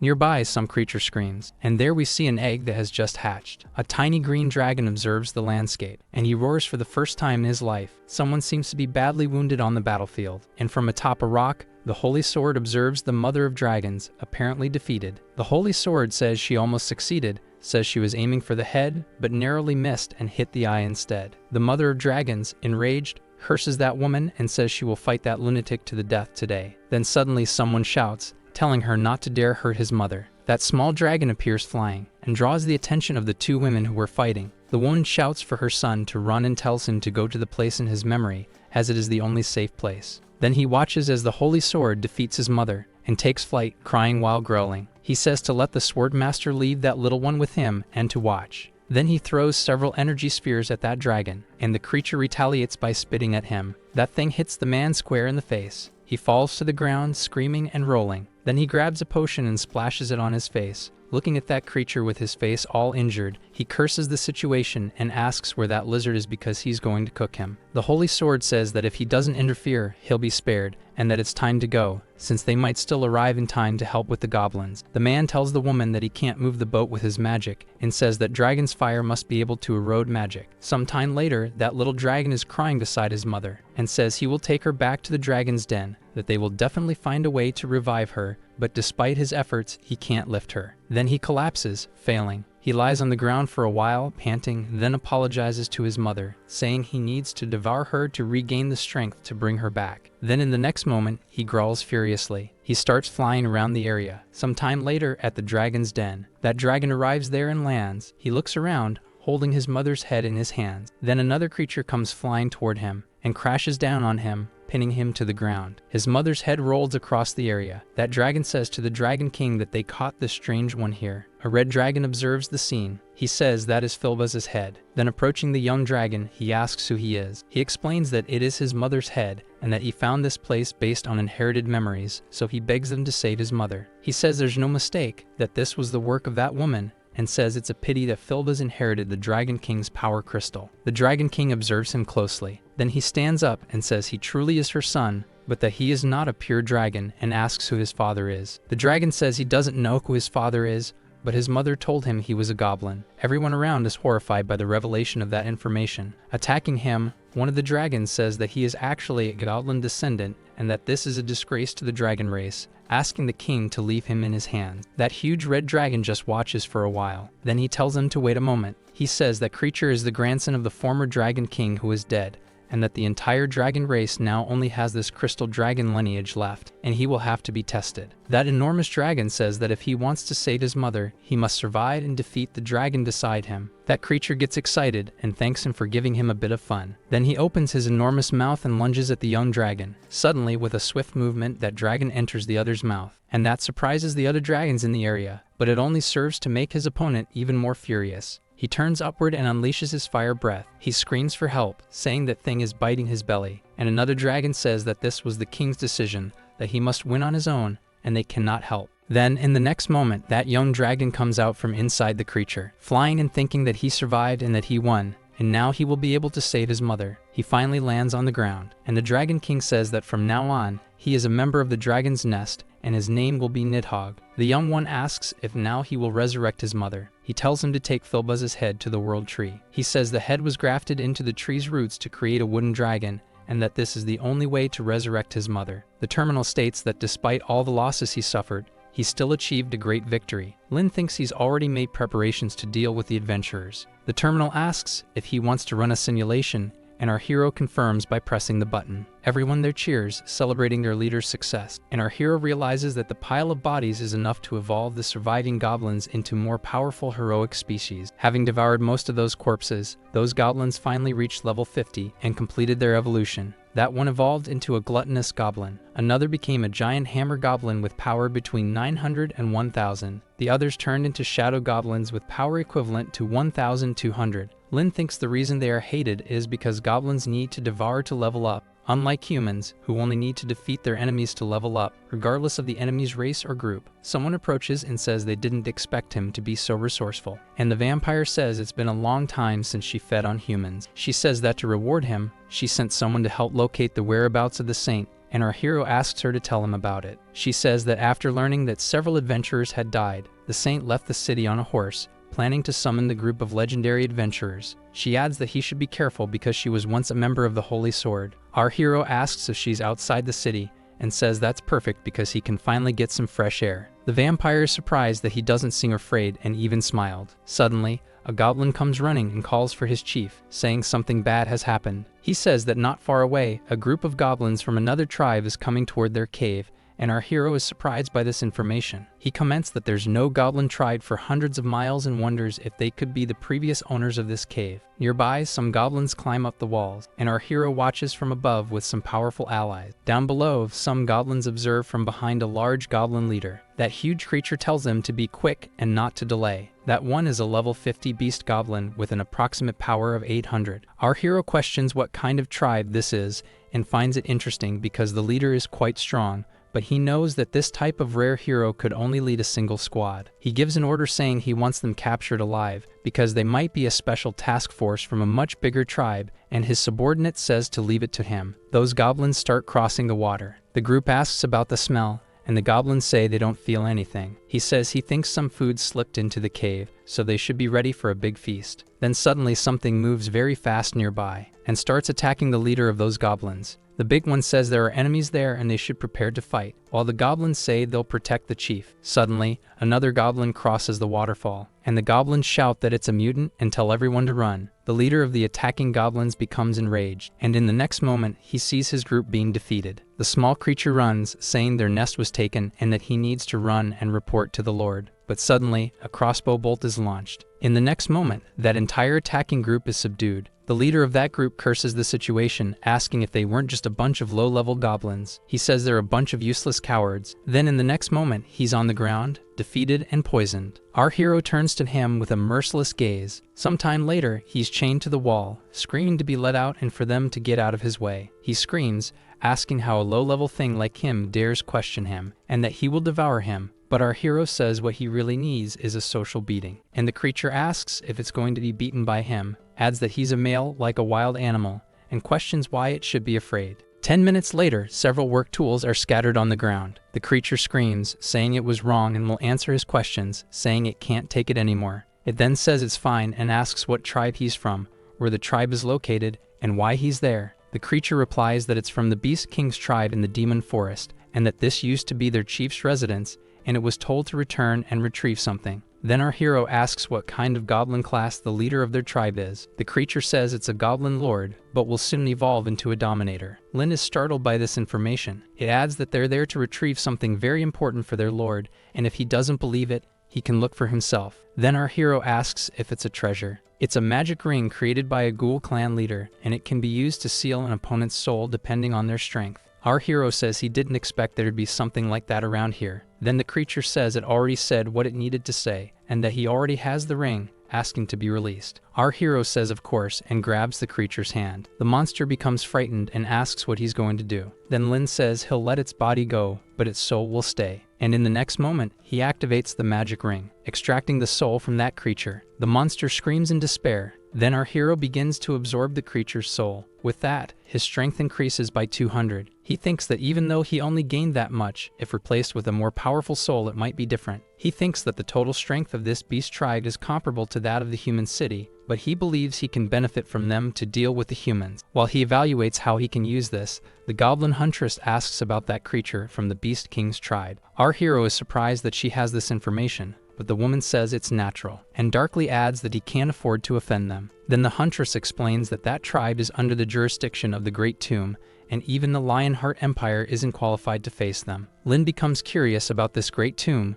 while the woman asks if he killed that creature. Then she explains that the Great Tomb governs thousands of miles of the Demon Forest, where at least one 12th tier world-class monster exists. Our hero becomes curious and a bit confused by this information, but then thinks he understands. She then asks what he wants to do, and he asks for her help to control that creature with her power. Lin wants it to return to the Beast King and report the ring theft, but he wants to manipulate the information to say that it wasn't them who stole the ring, but the royal aristocracy of the Lionheart Empire. The woman is quite surprised by his idea, and our hero adds that he planned it that way to gain the upper hand in an ambush, and says to use Loder as a hostage to gain more experience. Satisfied with himself, he thinks that while the fish fight, the fisherman benefits. Sometime later, in the capital of Lionheart, the noble humiliates him and says that the family's reputation has been shaken by his actions, while he tries to explain himself to his father. He tries to argue, saying that those goblins are not only strong but also intelligent. He tells his father that the Grey Hat Squad was wiped out and that his cousin is also alive, that one is Pheromone. Very angry, he questions how the eldest son of the family could have been defeated by mere goblins,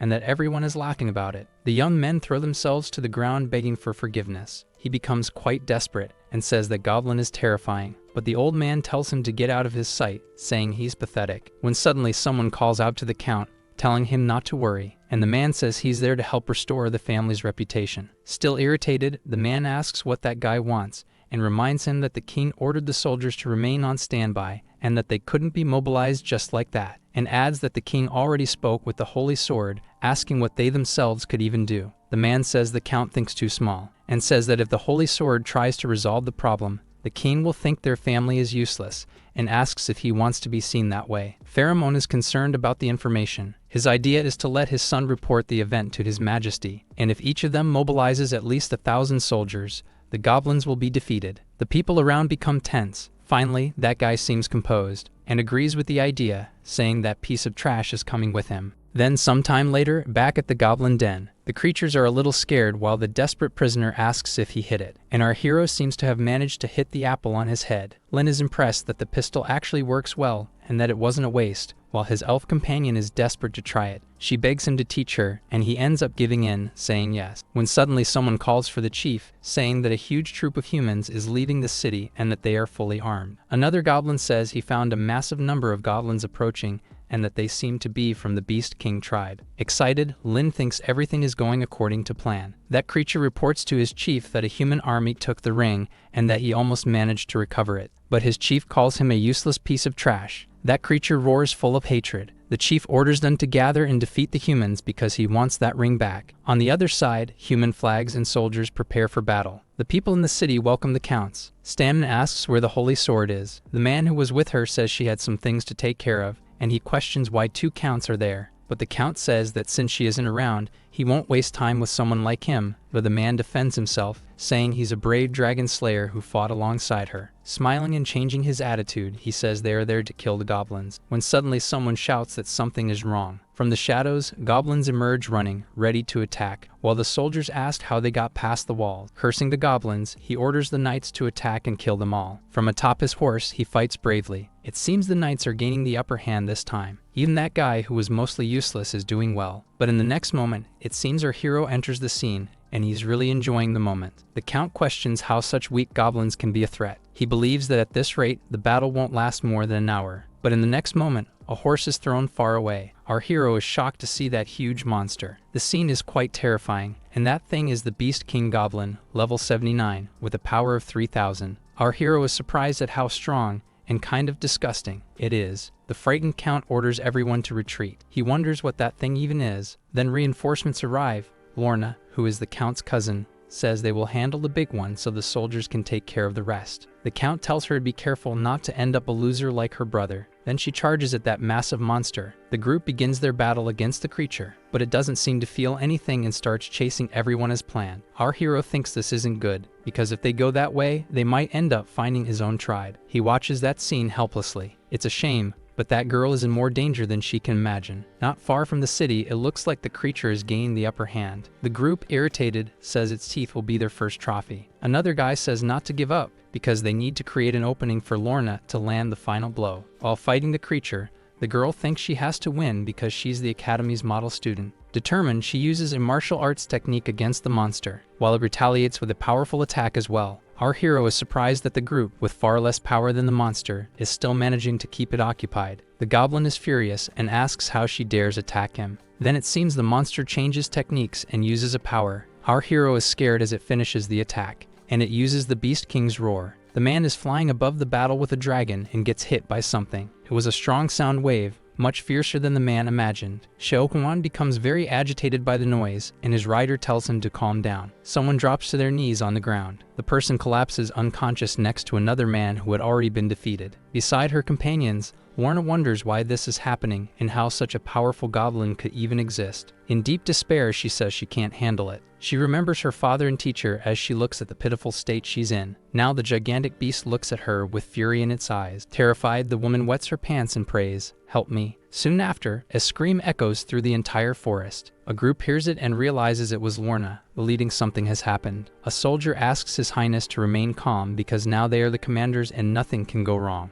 Noticing a figure with a red aura approaching, someone asks what that is. It's the Beast King coming closer. He's not alone. The young woman is with him and appears to have died. One of the men notices the girl's presence there. Enraged, he demands that his daughter be returned, while another soldier tells the leader to go back since they are about to win the battle. The Goblin King watches as if waiting for something. That ruler leaps forward, getting close enough to strike the enemy with his sword. However, the other one smiles and prepares to punch. When his blow hits the ground, the man seems to fall. In the next moment, he lands face first on the ground. Other blows hit that massive body. The soldiers approach with shields raised and strike with their spears. "Quick, Lord Hero, give your finishing blow," exclaims the warrior. Focusing to do his best, the man prepares a fireball. It starts spinning rapidly in his hand. Soon after, that man climbs on someone's shield, jumping high toward the beast. His strike passes right in front of its face, causing a strong flash from the intensity of the attack. Goblins begin to run, thinking their chief was defeated. That was very exhausting for the man. He looks for a moment at the king, face up,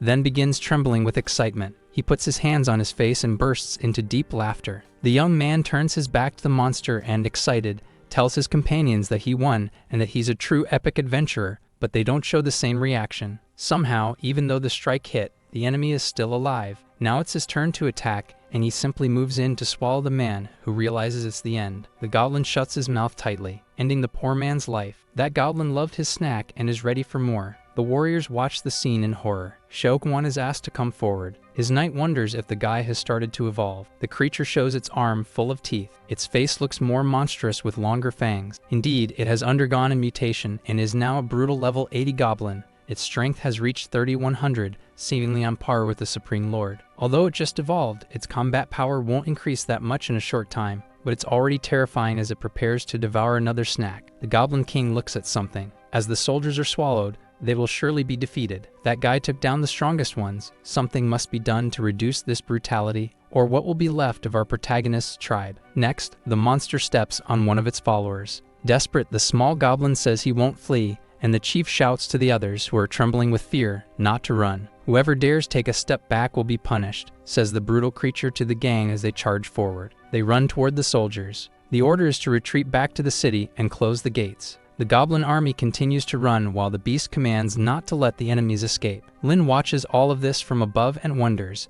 They went to the city. It seems he has an idea. He puts his hand to his mouth to whistle, giving a command to his dragon. The goblins are ordered to catch everyone there and be quick. Suddenly, a flash appears somewhere. Lightning bolts pass very close to the ground. The young man wonders if that other guy came back. He then orders the group to hurry and retreat. At the castle, the situation is bad. The chief orders everyone out and says he'll make their fall quick. The man explains that he doesn't have what the other wants and tells him to get on with it, irritated that it's not worth negotiating with them. "No?" the creature questions, disappearing at the speed of light. Moments later, it's holding that warrior in its hand, then asks what the human meant when he said he didn't have the ring. The lightning bolts quickly approach the beast and manage to hit it easily. The creature opens its mouth while a sword is pointed in its direction. Wounded, the creature watches as whatever hit it lands in front of it. Something seems to be resting calmly on top of the object. It's a person balanced on the tip of their foot on the sword. A strange blue power emerges and catches the chief by surprise. That power surrounds the beast and appears to strike it. Someone grabs a weapon with their hand. The one responsible is Marshall, a spear warrior who strangely has a black shadow over his arm and weapon. Other people join him.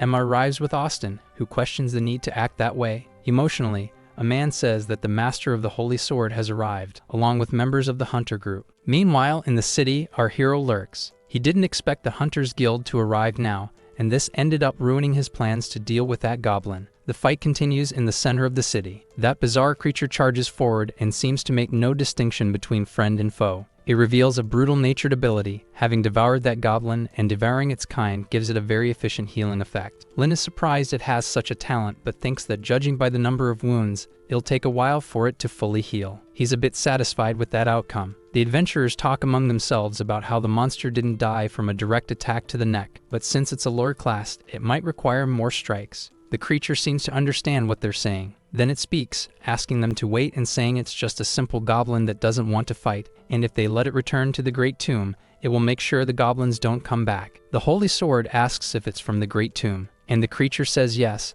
and that it's the fault of that guy who took the ring, but the man swears he never stole anything from trash mobs like them. The Holy Sword feels something isn't right, and thinks everything is connected to that problematic guy. Austin wants to know who she's talking about, if it's that goblin from earlier. She says the goblin is from the Great Tomb, which is very far away, adding that something doesn't make sense. They ask the Holy Sword if she thinks this was all a setup to make both sides hurt each other, while her companion questions if a goblin is capable of such a thing. Because of this, she says she doesn't care, since he killed Stammen, and says there's no turning back. Austin smiles excitedly and asks to let him handle the monster, and the creature looks a bit nervous. Suddenly, a whirlwind of energy appears in the middle of everyone. The creature tries to protect itself from it. He uses the chaos as a chance to slip away. While the holy sword shields her face, she ends up realizing where it's coming from. She sees that it's a dragon flying overhead, and there's our hero once again. Lin thinks that Goblin could be good to devour, and it would be a shame if he died at their hands, so he decides to help him escape. He orders his dragon to go after that brutal goblin, but the holy sword is determined and says he won't get away. She curses the goblin and can't believe he's capable of manipulating the wind like that. Jumping at him, she says she believes it must be him,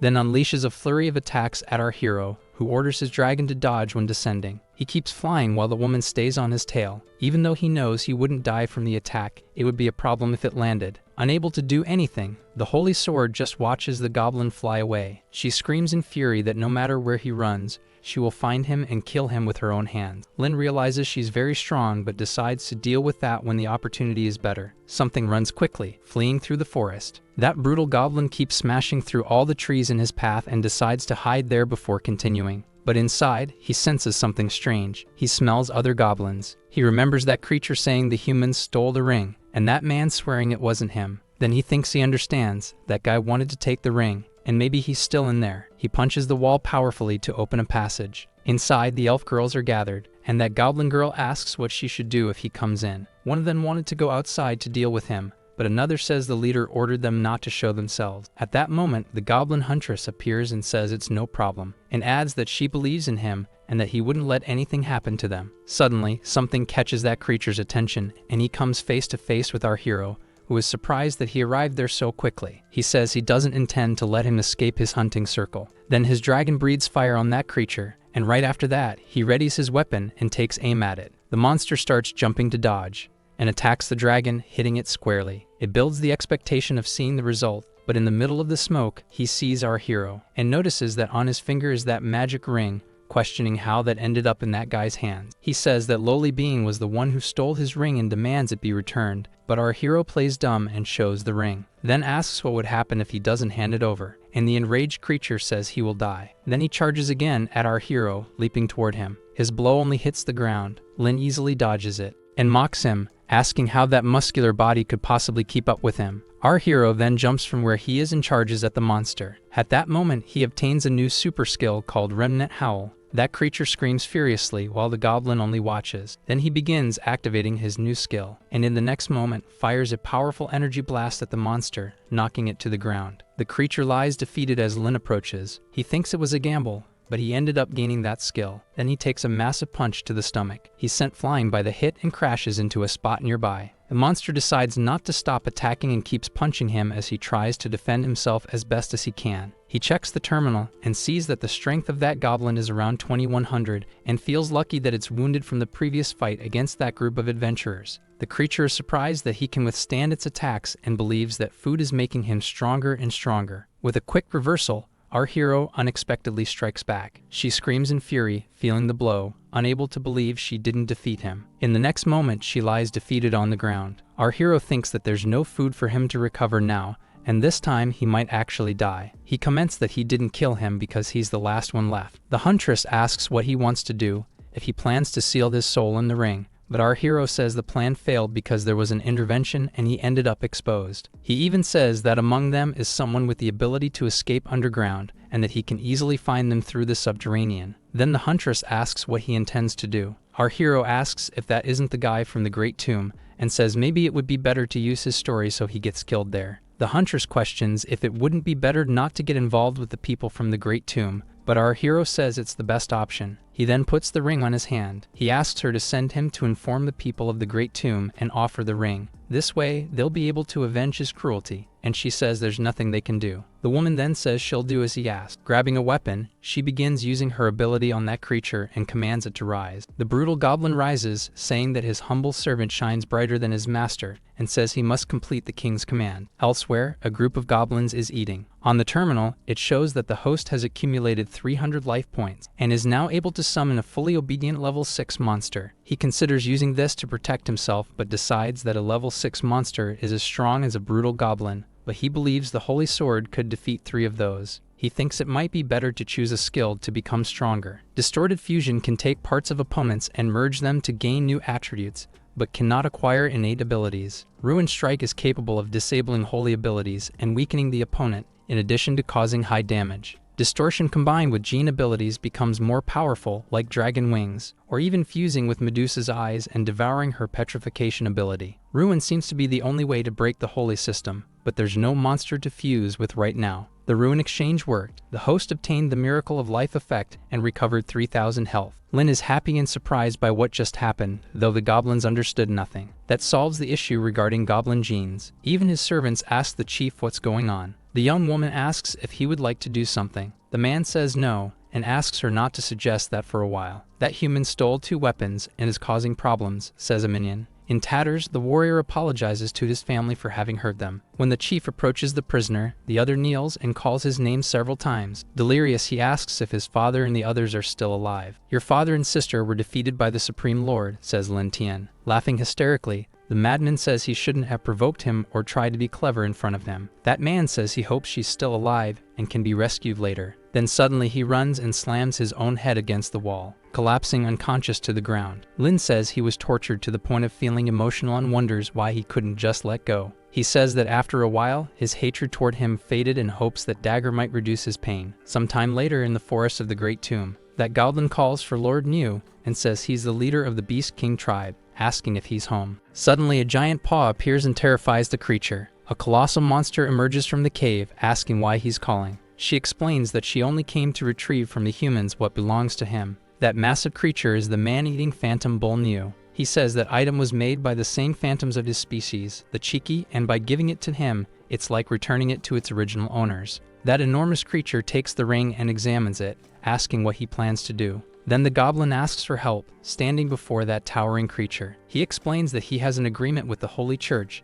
and that they cannot go into human territory. But he adds that he will help him become Lord. He tells him to go and seek his revenge against the human race, and that he believes the immortals will support him. He adds that it's been a long time since he last ate human meat. Then time passes at the Goblin Den, and our hero checks the terminal in search of something. He looks at the information about himself and sees that he's level 70. He thinks that no matter how much he's trained and improved his skills, the Holy Sword has over 4,000 power, and it looks like he'll need Kamen to deal with her. But he thinks he's almost there, and working together they've managed to build an entire army of heroes. He believes he might finally stop hiding. Then suddenly the Huntress calls him and says the brutal goblin brought his men to the cave entrance and is waiting. As our hero heads over, the woman asks him to wait a moment. With a hug, she asks if he wants them to go to Gongming City together with him, but he says there's no need and that he will only go to fight the Holy Sword, so if something happens and he needs to flee, anyone else could get in the way. She says she gave the brutal goblin the order to obey, so she asks him not to let her down or she'll punish him severely. Lin tells her, that's it, and adds that it's not clear who will punish whom. The woman watches him go, clearly excited. Our hero approaches that massive goblin, asking if the friend he's looking for is a goblin with low circulation. Those huge creatures just watch him, thinking that he found a group of phantoms specialized in eating people. He says what's most shameful is that Phoenix-class dominant goblin. This doesn't look good. Then the creature tells Mr. Niu not to worry, because the goblin's strength is equal to his own. The creature tells them to stop talking nonsense and show the way, and our hero simply watches. Elsewhere, the monsters prepare for battle and are warned that there's a woman with a sword who is very powerful. The monster scoffs and says he likes strong food. An earthquake happens, and the guards ask what it is when one of them tells the others to look at something. A horde of phantom bulls comes charging, and the guards are terrified. Screams for help echo through the city, while our hero wonders if they're really that scary, but he finds the smart goblins scarier. Lin thinks this city will become his sooner or later. The bulls seem to be enjoying the attack and the idea of fresh meat. But just as he was about to feed, a powerful attack hits him, throwing him to the ground. The man who was about to be eaten falls to the ground and looks to see what happened, spotting a group of adventurers and the Holy Sword. The older man asks why there are so many ghost bulls, while another asks if that was the guy from the Great Tomb. Annoyed, he comments that they should have dealt with him already, and the Holy Sword says it was her oversight. But determined, she says she'll fix that mistake and heads toward the creature. On the way, she defeats some of the ghost bulls. The moment she gets slightly distracted, the monster attacks her, throwing debris and dust everywhere. But from within the dust, the woman appears, holding off that attack. That leaves the bull in disbelief. Our hero watches from above and realizes that the power of the two is quite evenly matched, and while she's occupied, it's better for him to act. But something catches his attention, and he sees that man staring at the brutal goblin. The man begins to sink into the ground, saying he'll kill that beast, and our hero thinks this is what he's been waiting for. He uses a power, launching several projectiles at him. Without a chance to react, the man is defeated. That beast approaches to feed on the man, while his companion notices Marshall's situation. She prepares to try to save him and fires her arrows at the monster, but they are blocked by a magical tornado. Not understanding, she asks what that was, and our hero appears, saying that luckily he also has sharp skills. He orders the brutal goblin to leave that guy for him and go help the ghosts, and the monster obeys. Approaching the man, he's quite excited and licking his lips, uses his devour skill. The elf from the group is horrified by what she's witnessing. Meanwhile, nearby, the old man defeats another ghost bull, calling them cursed beasts. He leaps at our hero using one of his powerful martial arts techniques, but our hero doesn't move. At the last second, he dodges, leaving the old man furious, and uses a super skill, giving the warrior no chance to react. The elf cries desperately at the sight of all that, and from above, she watches our hero feeding on her companions. That old warrior is defeated, and the woman can't believe this could happen to her powerful friends. Our hero realizes he finally reached level 75 and increased his power. But nearby, the elf prepares her attack and fires at him, hitting him directly in the shoulder. He wasn't expecting that attack and sees another arrow coming his way. Luckily, he manages to dodge a sequence of arrows fired at him. While thinking how lucky he was, he sees that the elf won't give up on killing him. Again, he dodges those attacks and realizes he wouldn't have avoided them if not for the stone wall. He gives the order for his subordinate to bring down the tower.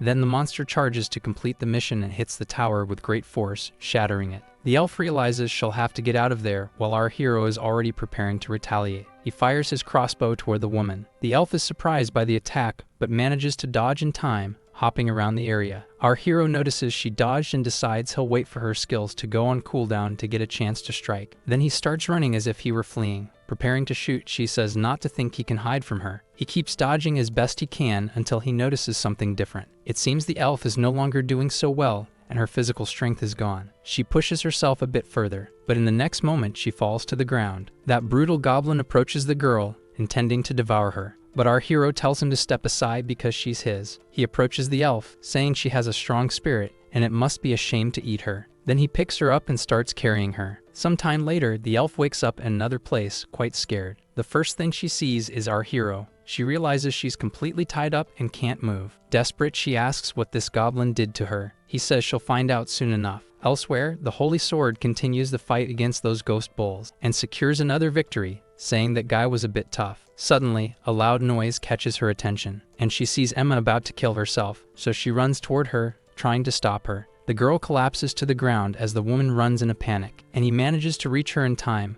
begging her not to die. The elf says that everyone else is gone. Then she tells Alice that she doesn't want to give birth to a goblin child and asks her to take revenge. The bulls comment that whoever eats her will become the new chief. But that woman grabs her sword and stands up determined. She looks angrily at all those creatures and says she'll kill them. Suddenly, the woman grabs her weapon and stabs herself. All the guards and monsters around are shocked. Suddenly, she launches into the sky, full of energy. While the count asks what she's doing, she orders all the soldiers to leave that place immediately, or they will die. Everyone starts running in a panic, saying it's the first time they've seen this, and that she's scarier than the monsters. In another part of the city, our hero seems to notice something. Then he sees in the sky what the saint has transformed into. Seeing all that holy energy, he thinks this is not good. That mass of phantom bulls begins to question what that is and start running. But it seems the power is too much for them to handle. Then the Holy Sword uses a power on those creatures, and strikes them all with the Holy Inquisition. The creatures are defeated, and a massive rift appears in the city. After that, she lands back on the ground in her normal form. The terminal shows that her power reached 5,000. The scene in the city is one of complete destruction. Our hero realizes he was lucky to get out alive, and thinks he believed she was a swordswoman, wondering why she seems more like a mage. He's amazed by it, and says that this is the unbeatable Holy Sword who will protect the kingdom with all her power. The soldiers start celebrating the victory, paying tribute to the woman. But the next moment, she seems to feel the wound she inflicted on herself, and the terminal shows her combat power drop to 2,500. Our hero seems satisfied with that. Meanwhile, the woman says it's not over yet, and that the real assassin isn't dead. She then grabs a potion to drink, but suddenly a powerful attack hits and interrupts her. Everyone around is shocked. Then finally, our hero reveals himself above that tower. One of them says he's despicable for launching a surprise attack. He tells her to take care of her wounds and leave the rest to them. Our hero asks what he just called him. Running toward him to attack, the man repeats that he's despicable, but a fraction of a second later, the man is already defeated. And he corrects him, saying that wasn't the phrase he wanted to know. It was the previous one, and asks if he's already realized that he's a goblin and is trying to understand the situation. All the soldiers charge forward, ordering to kill him and avenge the Duke. Our hero prepares for battle and easily charges forward, defeating all those soldiers. One of the men says not to hold back because they need to buy time for the holy sword to recover. With a shout, he tells them to fight with all their hearts. But the next moment, something pierces through his armor, and our hero suddenly appears in front of him with his arm thrust through. The soldier can't believe what he's seeing as the goblin leader finishes by saying that he is free but will take his heart. In the next moment, that knight is completely defeated with a massive hole in his armor. The holy sword becomes furious at what she sees and charges at our hero. He dodges and charges back to counterattack, but she moves faster and lands a kick that he manages to block. Even so, he's sent flying from the impact of the blow. He thinks that even with her reduced power, she's still hard to deal with. Feeling the pressure, he then activates a power that hits all the soldiers and the woman. She's surprised by that attack but counters using her energy. Once again, our hero easily dodges the strike. He realizes that his monster abilities aren't working against her. He notes that if this keeps up, both sides will suffer losses because, after all, she is of the holy type and can suppress him. She then attacks once more, saying they'll settle this once and for all today. Lin asks if she enjoys the feeling of failure, but the woman leaps and tells him to shut his mouth. She strikes with force but realizes the goblin is no longer there and starts looking for him. Then she gives the order for everyone to join forces and kill him. Our hero grabs one of the soldiers and throws him at the girl. While she focuses on that soldier, the goblin leader charges forward, taking down the others. He thinks that at least in terms of speed he is better, and he can still use the bodies to dodge. The woman runs after him, calling him filthy, and our hero intends to wear down her defense to use the ruin magic. An hour of fighting passes, and the soldiers on the ground beg the holy sword to kill them because they can't endure the torture anymore. Our hero suggests they stop for today, while one soldier says he'll lose either way. But the woman is furious and tells him not to run as she attacks again. He uses a body as a shield and believes it's working, that soon she'll go completely mad. The woman keeps attacking non-stop, and our hero keeps using the soldiers as shield. Lin is satisfied with the result and tells her that the way she kills people is better than how she kills monsters, leaving the woman horrified. Finally, she seems to realize what's happening. In shock, she drops her sword to the ground as she understands she killed many she was supposed to protect. She appears to be breaking down again, and our hero thinks the moment is right, so he prepares his ruin attack, and in the next moment, he hits the woman straight in the chest. The woman falls to her knees as it starts to rain and her power begins to disperse. She begs her god, saying it's not her fault, and that she will protect everyone. She questions whether the gods have abandoned her, and finally collapses to the ground. Our hero knows that since she was tainted by ruin, she completely loses her sacred power. He thinks they could join him and help him end religious superstitions and control this world. A storm begins with lightning, and our hero prepares to manage the evolution of his species. That mutant goblin comes running and warns that the people from the church are coming, which makes the goblin leader a bit worried. While he is there doing his hard work, an army from the church arrives, several knights known as bishops of the Holy Cross. Quickly, our hero stands up in front of that crowd of knights. The one who appears to be the leader looks at the woman on the ground and thinks she also suffered an accident. He thinks it's just a little goblin, but knows that innocent and weak appearance hides immense power, and that this is typical of evil. Then he orders his soldiers to obey in the name of God and contribute to world peace. Filled with sacred power, they proclaim they will purge the devil, which makes our hero a bit uneasy. Those holy knights charge forward determined to strike down evil, attacking relentlessly while he defends himself with his magic barrier. Our hero realizes that even though they wear heavy armor, they are very fast, and in the terminal he sees that they have a strength of 3,000. The battle continues, with our hero avoiding their attacks as much as he can, and he thinks they really are very powerful. With no intention of retreating, he thinks, so what, while preparing his new ruin attack. He manages to strike one of the soldiers, leaving the others in shock. That holy knight starts screaming on the ground, feeling the loss of his sacred power, while the others shout for everyone to stay back. Our hero takes the opportunity to flee while the knights believe he really is a demon goblin. Lin gets scared because the church soldiers already have 3,000 power and believes it's time to change plans and retreat. The leader of the knights says they need to retreat and that the child needs to be purified and guided by a priest or else she will fall into disgrace. The soldier asks if the bishop isn't going to deal with the goblin plague, but he says it's already too late. He explains that, as the bishop said, God has already chosen a new servant and there is no need to look for her anymore. Sometime later, our hero manages to get away. He notices that most of the bodies were burned, but fortunately the ghost bull's body is still there, and he decides to make use of it. Back at his den, the girls asked how it went and if he won, and they notice that he has become even stronger again. Lin asks if they don't know that the holy sword now belongs to him. The Huntress asks if he managed to defeat and dominate her, and he confirms that's exactly it, though he laments being interrupted by the church people. Suddenly, the woman jumps on him saying she knows he's perfect and that she's interested in him, but he begs to be spared because he has something serious to say. He explains that today's victory gave them time to grow, but they need to find a new sanctuary so they don't suffer human attacks or revenge. He says it will be a place where the church people won't dare go casually, and it's called the Great Tomb. Sometime later, the entire tribe is mobilizing for the journey, and our hero supervises the process. He thinks that over there he can create a large population of goblins, and since the church has an agreement with the Great Tomb, there won't be any problems. Now he just needs more women. He explains to the group that the goal is to capture prisoners, and for those who resist, they can deal with them however they want. A few days later, they managed to get 230 women from 10 villages, but they still needed more. He decides to go to other villages to try to get more people and eventually arrives at a small town. He moves against the town and orders everyone to get ready and keep advancing. Someone says they're just raiding goblins, and another one boasts that he's killed enough goblins to make a mountain laughing. A soldier questions whether people are afraid of goblins and is told to guard the gate. They comment that goblins are dangerous,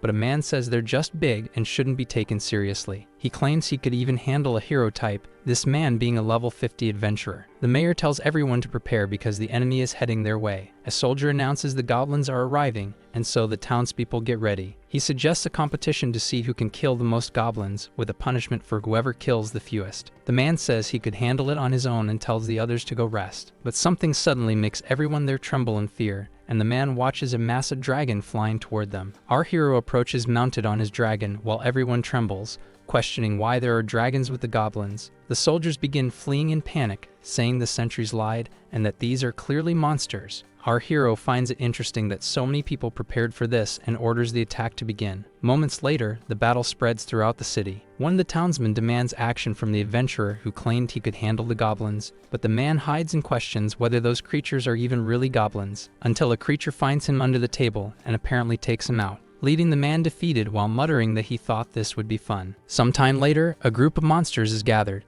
A massive bird asks if it's their first time entering the Great Tomb and warns that the human scent will attract monsters for miles. Lin says they were exuding a strong smell, and not even the goblin's scent could cover it, so it's no wonder they were afraid of the tomb. He reminds the bird to thank his lord this time, and says it's what he promised him. The creature asks why he has so many humans with him. Surprised, it asks if they're all breeding tools for the goblins, and questions whether he wasn't informed about the contract between the Great Tomb and the church. Our hero tells him not to worry because they were all captured before the humans arrived. The bird says that's fine, but tells him to come to him if he has any questions. He'll make sure they can develop peacefully in that area. Lin thanks him for the concern and says he's welcome to return any time, to which the creature replies that things won't be that normal, and he'll inform those in charge beforehand. He seems quite satisfied that he can now work in peace, then asks Goblith if she counted how many there are. She replies that there are 3,000, but more can be made if they resume production. None of the tested mutant or dominant species survived. Our hero comments that it seems difficult to produce more of those species and leaves the hut. Then he says they now need to capture some monster animals to increase the number of low-level goblins. He realizes it's easier to use the simulation system than to actually catch monster animals, so he starts the system. The system begins to simulate the situation, showing him capturing monsters to be used as food and others to help evolve the species. But he's surprised that in the simulation they would be attacked by surprise by humans. He can't understand how they would dare to enter the Great Tomb. The simulation shows an unexpected ending where he is subdued by humans and has to flee with only a few members defeated. He realizes then that he needs to find a way to deal with this. He goes to where his subordinates are and asks if they know where the human lords live. The creature says it's in the high forest area, and our hero believes this is the opportunity to deal with the problem once and for all. 1 month later, he talks with his bird friend, who says it's impossible for humans to reach that place. He explains that the Great Tomb has a contract with the church, but he says that when he was on the other side, he saw their army approaching, and combined with what happened before, they might attack him. The creature says it understands, but declares that none of them will allow humans to walk through the Great Tomb. Then it flies off, saying it will meet them there later, and that it's going to make a report now. Lin thanks it. One of the knights says they're there to defeat the goblins once and for all, declaring they're determined to enter the great tomb, and the soldiers confirm it. That dragon flies over the place, and the man asks if it's a goblin riding the dragon. Observing the scene, he thinks it's exactly as the intelligence had reported. He wonders if that guy above them is the goblin chief who destroyed dozens of cities and villages. And our hero asks if he's forgotten about the contract made between the church and the great tomb, challenging them. The young man says he's just a rat who fled from the tomb, and that they don't need to worry about any contract if they just kill him. He asks if they can see the army behind him and says he's there to take revenge for Alice and his grandfather. Our hero understands the situation and begins provoking him, talking about the holy sword. The man becomes furious and tells him to shut up, then says he wants to attack and turn them all into dust. Our hero didn't think he'd get so angry so easily. One of the knights asks them to wait since the scouts haven't returned yet, and it could be dangerous to proceed like this. But Lin mentions the scouts and shows a man, asking if it's that one. 10 minutes earlier, the scouts were observing that camp, impressed by the number of humans and monsters enslaved by those people. But just as they were about to return, they were caught by a bunch of goblins. The leader orders all troops to listen and advance to kill all the goblins. The soldiers prepare for battle. That young man starts shouting, asking if he's scared, and says this is what happens when you enrage a lion. Then suddenly another creature arrives, asking if it's true, and a massive bird appears, brimming with power. The young man screams that it's the man-eating eagle and warns them to be careful. The creature says it's been a long time since it saw the church and asks if they've forgotten the terms of the contract. One of the knights says it's the Pope's order and he's not qualified to negotiate with them. The eagle man says he's not qualified to be arrogant for much longer and that he will crush him personally. The knight says he's there to eliminate the goblins and shouldn't be concerned with what happens afterward, but if he dares to stand in the way, he'll die. The knight raises his horse and commands the soldiers to advance. That creature soars into the sky, saying they're treating the Great Tomb as if it's a place they can come and go as they please. The knight questions if the Great Tomb has decided to protect the goblins, and the eagle man says he can believe that's the case. That man is left speechless and asks His Majesty to withdraw with the troops, but he doesn't believe it and wants to kill that man. The knight says this isn't retreat, it's preparation for a greater battle. From above, our hero sees that organized army. He says the Lord has caused a huge mess just because of him, but the eagle man replies that it's not for him, it's to show the church they are not afraid. The eagle man says many there are excited about them and asks him to develop his tribe quickly, and if he can become a goblin king, he may enter the royal tomb. Lin seems interested in that and says the resources are indeed very good. At the church, some people protest against the holy sword and also demand the goblin's death. They say they don't understand how that woman can be a saint, calling her disgusting. That man is angry about the goblin problem and now this mess, while someone says that on one side is her and on the other, the people. That man opens a door calling for Alice and looks quite irritated with what he finds. Inside, the woman is taking care of a small goblin. He thinks he never imagined she would end up like this over a goblin, and he would have resolved this earlier. He tells her to get out of the way or he'll hurt her. Then they strike at the child, but the woman steps in and grabs the sword with her bare hands, questioning what His Majesty is saying. He says that for the people's interests and the Empire's future, he needs to bring her back to the right path. But the woman draws a weapon and prepares to confront him. He's shocked by her stance, and she asks if he's really going to do this to her. Before anyone can react, a massive holy energy strikes the woman, and not even His Majesty was expecting it. The cardinal appears, and he says he used super-level sacred abilities. In the next moment, he creates magical sacred bars and traps the woman. His Majesty asks to handle the problem himself, telling him to look at the woman. Desperate, she screams that she'll accept any punishment from God, and that she no longer has any power. The cardinal says that God didn't abandon her, she abandoned God. He tells them to leave the goblin with him, referring to her as Princess Alice. Suddenly, he begins to use sacred power on the boy while the mother watches in despair. She screams no from outside. The people celebrate for finally having eliminated the monster and ask where that damned sacred sword is. The child is thrown at the feet of those men, and someone says they completed what was asked. He says that anyone who speaks slanderously about the sacred sword will suffer the consequences, and the people become afraid. The next day, someone comes in looking for His Majesty and says Alice has disappeared. The man becomes desperate upon hearing this. Elsewhere, a mutant goblin seems quite happy for now being able to use magic. The other goblins in the tribe get excited and also want to feed to become stronger. Our hero says they can't go on like this, that they need to take initiative to grow stronger, but they're afraid to go outside. But Lin asks if they think he's safe. Then, panicked, they say they'll go outside so the boss won't get mad, and another monster says he needs to release that power so he'll help. He thinks he let them live comfortably, and yet they still want to eat for free. But suddenly, something grabs his attention. His friend, Lord Eagle, appears and says he wants to recommend a lord to him, while our hero says he'd be happy to meet other lords. He gets excited about meeting more people he can blame in the future. Then the Eagle Man says he hopes he doesn't mind, and tells him the person is right behind him. That person is the Golden Lizard Lord. Our hero checks his power and sees it's nearly 4,000, and he's level 88, but still doesn't think much of it. He asks if that creature is interested in humans. The creature says that humans are delicious and tells them to split them up, but the Eagle Man questions this, saying the lizard had agreed to take only one when he was accepted. The lizard says that everything there belongs to them and asks how much a goblin would be worth, claiming it would be very little. But the Eagle Man says he has the final word in that area. The creature tells him to stop playing around, saying the Eagle Man has never eaten humans before, and that he's been fair enough. They should eat now. Our hero interrupts the conversation and tells him to stop being a nuisance, saying he doubts the lizard could even eat all that. The lizard asks if he's talking to him, calling him an inferior being. The Eagle Man steps in front of our hero and says it's the last time he'll say it. He should leave now, or he won't return in one piece. That creature asks if he wants the humans for himself, then offers to kill the goblin and let them keep the humans afterward. Then the Eagle Man strikes the first blow. The creature, furious, says he did it now, but there will be a time when he's not around, and he'll come back and destroy them all. The creature then retreats,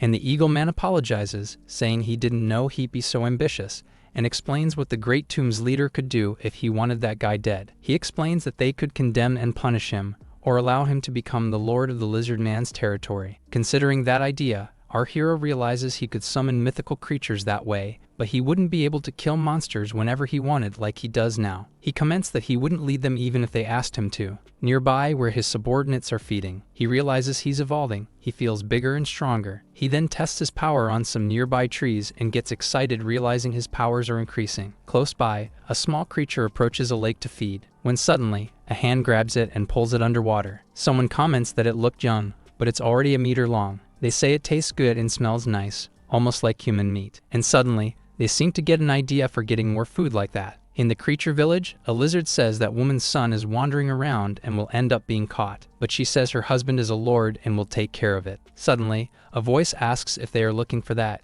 and the woman looks into the bushes. A skeleton is thrown at her feet, and she is horrified by it. The woman screams, asking who he is and saying that this is the domain of a lord. The goblin asks what that means but tells her to forget it because she is very beautiful. An armed lizard appears, questioning if he dares to disrespect the lord's lady. Then the creature charges to attack, but is easily overpowered by one of the mutant goblins. It seems that the goblins there are gaining the upper hand. That woman cries out for help while he says he'll take her to the chief. The tribe realizes they're being invaded by goblins, and though the lord isn't there, they still grab their weapons and prepare for defense. Those creatures charge forward, furious and ready to attack, but the goblin seems very excited by it and responds with a devastating attack. The other mutant goblin takes care of the rest of the lizard men. In the end, they start feeding on those creatures. One of them tries to strike by surprise, but they respond with another powerful attack. He tells them to come back since they're already full, and that the chief said not to wipe out everyone, to give them time to recover, and now they're taking a prisoner. One of the survivors calls out for his lord, wondering where he might be. Back at that place, the lizard man asks if this is his tribe.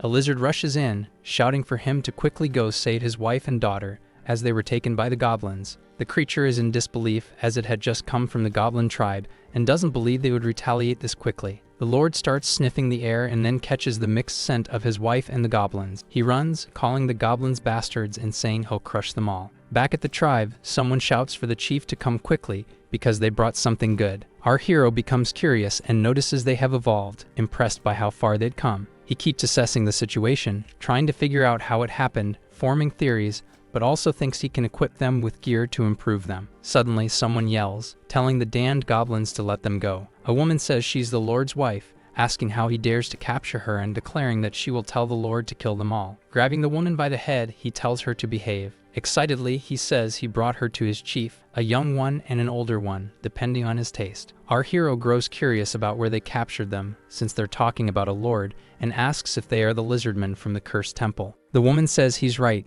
that her husband is the lord, and asks if he's feeling fear now, but says it's already too late. Lin then asks if it was the Lord of the Lizardmen who threatened him and said he would wipe out his entire tribe. The woman becomes frightened by this information as he repeats the words that were said. Then out of nowhere, he draws his weapon and strikes one of them, knocking her to the ground. The goblin leader says those two are theirs, and everyone cheers joyfully, praising their chief. The creatures fight over who will be first. Lin asks what they did with the rest of the tribe, and his follower says they devoured most of them, but left a few alive so they could reproduce again. He's a bit surprised by that information, and the goblin girls grow tense, thinking they did something wrong. But he says it was splendid while laughing, congratulating them and saying they're great for bringing fun. The creature says his chief is flattering him, and that it's just his duty. Lin thinks he would love to see how that lizardman is doing after seeing his tribe like this. Back in the tribe, that lizard is furious, cursing the goblins and saying he wants his wife and child back. But it seems he finds something he doesn't like. He sees that group of goblins feeding on his beloved people. He immediately realizes it's his wife and daughter. Our hero walks over and says he arrived a bit late. Then the creature says that today he won't leave a single one of his tribe standing, and that this debt must be paid in equal measure. Then he spits on our hero. Lin counterattacks, hitting the creature squarely, and before it can recover, he's already upon it, striking its chest. Realizing the attack too late, the monster jumps back with its hand over the wound. He questions the damned goblin,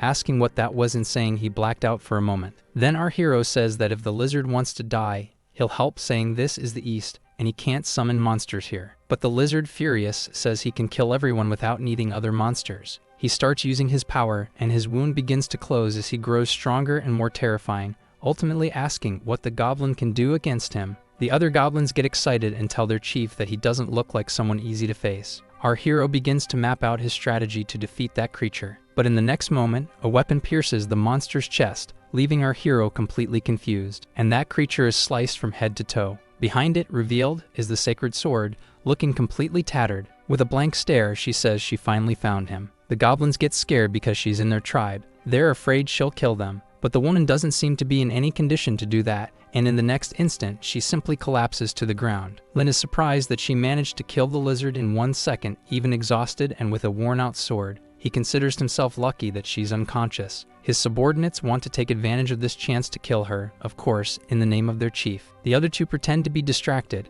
acting as if they're focused on something important. Our hero says she's fainted, and that the other one is scared, asking who even said she would be killed. He says she's much more valuable alive than dead, as he watches the unconscious woman. Night falls over the tribe. That goblin girl seems to explore the woman a bit and excitedly says she's very soft and stretchy. Slowly, the sacred sword begins to react, and our hero says it's been a long time since they last saw each other. She doesn't seem scared and suddenly starts shouting that she's seen goblins and that she finally found him. He's wonderful. The tribe leader gets tense and tells her not to act recklessly because she's far too weak to defeat them. She stands up with what strength she has, yelling "Goblin" non-stop. Our hero doesn't understand what's wrong with her. He yells at his subordinates to do something, saying they weren't raised there to just watch, and orders them to restrain the woman. The big one approaches and grabs the rope holding her, but in the next moment, she simply escapes. In 1 second, she's already standing before our hero, catching him by surprise. His followers say they're doomed and that the chief will die because of them. The woman drops to her knees, surprising him. She tells him she's not there to fight, but she hopes he can give her another child. People can't believe she's begging for something like that, and our hero asks if she thinks he's some kind of fertility god. But she confirms she's serious, saying the hatred between them can end, but she wants another child from him, or she won't forgive him. Our hero asks if she had a child of his before and wants to know where that child ended up. She begs her god to forgive her for not completing her punishment and says it was all the fault of those damned villagers, then pleads for another chance. Lin realizes that she believes the child is a punishment from God, and it drove her to a breakdown. It's true, she's just trying to avoid facing the fact that she killed someone. Our hero says that God is angry because she killed some of her own tribe, but that there are conditions to having a child with him. The desperate woman says she accepts everything. He says she must listen to him at least during her time of atonement and understand that as her punishment. He thinks it would be great to use her as combat power. She replies that if it's God's punishment, she will fulfill it well. Our hero is pleased with this and tells everyone else to leave the place. The woman begins to prepare and begs him to help her. The goblin leader says that since she's asking for it, he won't hold back. She seems to be enjoying the moment. The vampire tells the huntress to stop playing around and says she's the most powerful sacred sword saint of all time, so she doesn't believe it. But right after, she's stunned when she sees the woman sleeping there and asks how that could have happened. The huntress says she'd love to know what kind of chaos that information would cause if it reached the Empire. Lin is asked what plans he has for that woman, but he simply says to make sure she doesn't escape and to take her to change clothes and take a bath. The woman then leaves, saying she'll do it now. He then asks how many humans died of disease and tells her to prepare them today because he has a use for them. He thinks that the death of that lizard man might attract the attention of the Lord of the Tomb, so he needs to meet with the Eagle Man again. He goes to the Eagle Man's tribe, who seems surprised by what happened. His friend says there's no need to explain, and that if he takes the place of the lizard man, he might still be able to explain himself to the Great Tomb. The Goblin says he's not interested in becoming a lord and asks if he could let one of his subordinates take command. But the Eagle Man says it's not impossible, though it would be risky to send his subordinates. Our hero asks why that is. He explains that there's a demon who will now compete for this position since the lizard man is dead. He believes he could beat the demon, but his subordinates might not. Lin seems interested in this demon. That creature is a monster who can control dreams, and through them, control people. The Eagle Man says he's not very strong in combat, and wouldn't be able to defeat lords that way, and our hero finds this very interesting. He thinks it could be interesting to influence the Holy Sword through dreams and make her obey him. So he asks the Lord to take him to see the demon as soon as possible, because he would like to work with him. Sometime later, they arrive at the place where the demon lives. A creature appears, asking who is in need of good dreams. He's surprised to see the Eagle Man and asks what he's doing with that goblin. Lin says he wants to make a deal with him, saying he'll let him be the Lord of the South if he helps control people's dreams. The creature asks how the goblin dares make such a request, and the Eagle Man says that the lizard he could never defeat was defeated by this goblin. He doesn't seem to believe it and starts laughing, but in the end asks whose beautiful dreams he wants to manipulate. Lin explains that it's just a human. His friend asks if he really wants to make that demon a lord and warns him about another lord he wouldn't be able to beat. But he asks the man to wait a moment because he suddenly had another plan. The Lord explains that the demon has no physical body and can't be devoured, which could be a problem if he refuses to cooperate. Lin remembers that ability to take part of enemies and merge them with himself. He explains that normal goblins can't do that, but he can. Then he tells the demon to come so they can discuss the details of the cooperation, and that he needs to understand the principles of his power to use it to the fullest. The demon explains that as long as they dare to look into his eyes, no one escapes his control unless they realize they are in a dream. He gets excited about that, then says they'll see if dreams are stronger than the blade. The Evil Man warns him not to look into his eyes, clearly concerned. The creature uses its power on our hero, who appears to fall into a trance. Then he collapses on the ground without reacting, and the demon believes he overestimated his own powers. The goblin leader wakes up in a different place near a volcano. He gets angry as the ground begins to crack, and he falls into the lava. The demon laughs and says he can't escape, claiming he will stay in that dream and die. Then he asks if he still wants to kill him, and suddenly Lin launches an attack at him. The creature seems stunned and asks how he did that. Our hero says he set a trap,